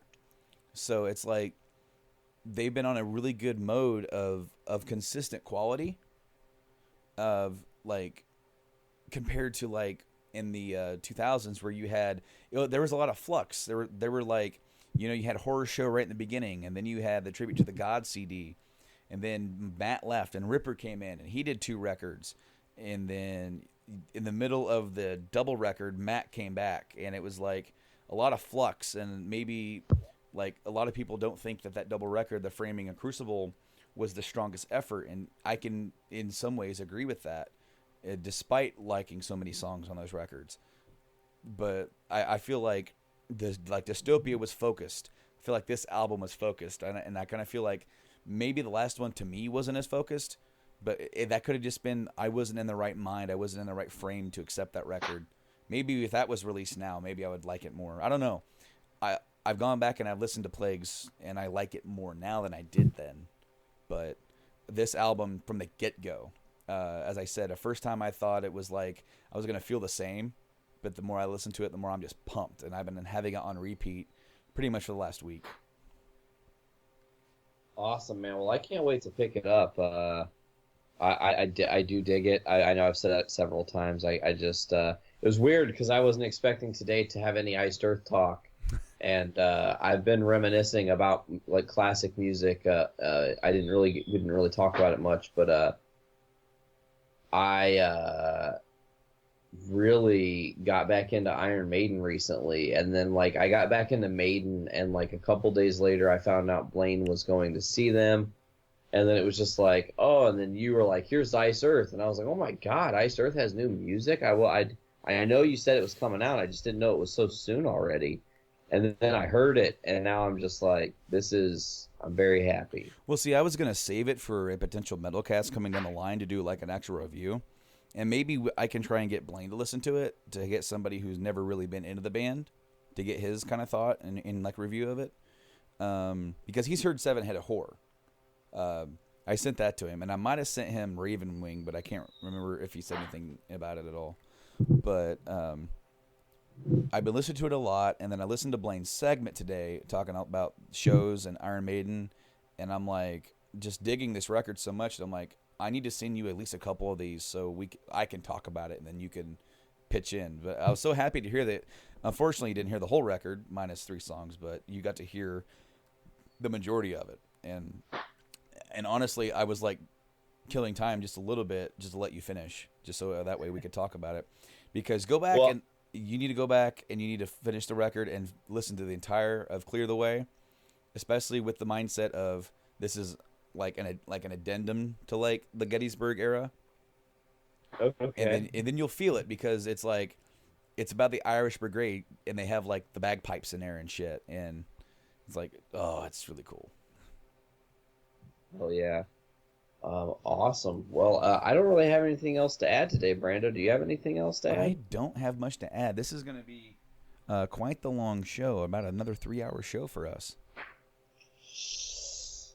Happens. Sometimes we get wordy. I can make it official. Next week we will have the Black Suit Death guys on. The Sunday plan is on, as long as it's go for you. They've greenlit me. So. All right, man. Well, that if it's next Sunday, like next Sunday morning, or I will get back with them on a time. I was told to get back on Friday to get the time official. all right, man. Well, just get back with me, because I'm going to be out of town, leaving probably around 3 or 4 o'clock that afternoon. So as long as it's before that, we should be good. Sweet, sounds good, my friend. Awesome. Well, if that's nothing else, guys, thank you for listening to this long ass episode of Journey into Comics, and I hope you liked how we pretty much ran the gamut from video games, comics, movies, and even some metal music. We got into like, if you're a metalhead, you're a nerd, Nate, and True. Anybody who doesn't think so is just dead wrong. So I was so happy to get to nerd out with you a little bit about Iced Earth today, talk about this record, talk about some concerts that we went to, and reminisce about Iron Maiden. Thank you guys for checking out this episode. You can check us out on all of our social media. We're on Facebook at Journey to Comics. You can check us out there. JIC Podcast on Twitter. We are sharing all our episodes up there, sharing other people's podcasts when we can. Part of the Potter family has found so many great, different, weird, interesting podcasts through that hashtag, and we're getting followed by more and more each day. It's been a really great thing to be a part of that group. You can check us out on Instagram. Of course, we post stuff, affiliated, with our episodes. Actually, Nate, I was actually thinking I should take a picture of the album. I don't own it yet. So I won't be taking a picture of that album. What I might do is take a picture of some of my other Eister stuff that I have, just to kind of go along with this episode to do that. And so you definitely check us out there at Journey to Comics. We're also on YouTube. The shows are going up there. It's not as consistent, but that's the way it is. But if you don't like to listen to us there or watch us there, that's awesome, because we are available on quite a few different podcast services such as iTunes, Podbean, Stitcher Radio, and Google Play Music. You can also download the Podcast Addict app, which searches the iTunes database, and you can find us there as well. But if that is it, this has been Journey into Comics, episode 145, and I've been your host, Brando. And I'm Nate. And we will catch you next week. Hopefully.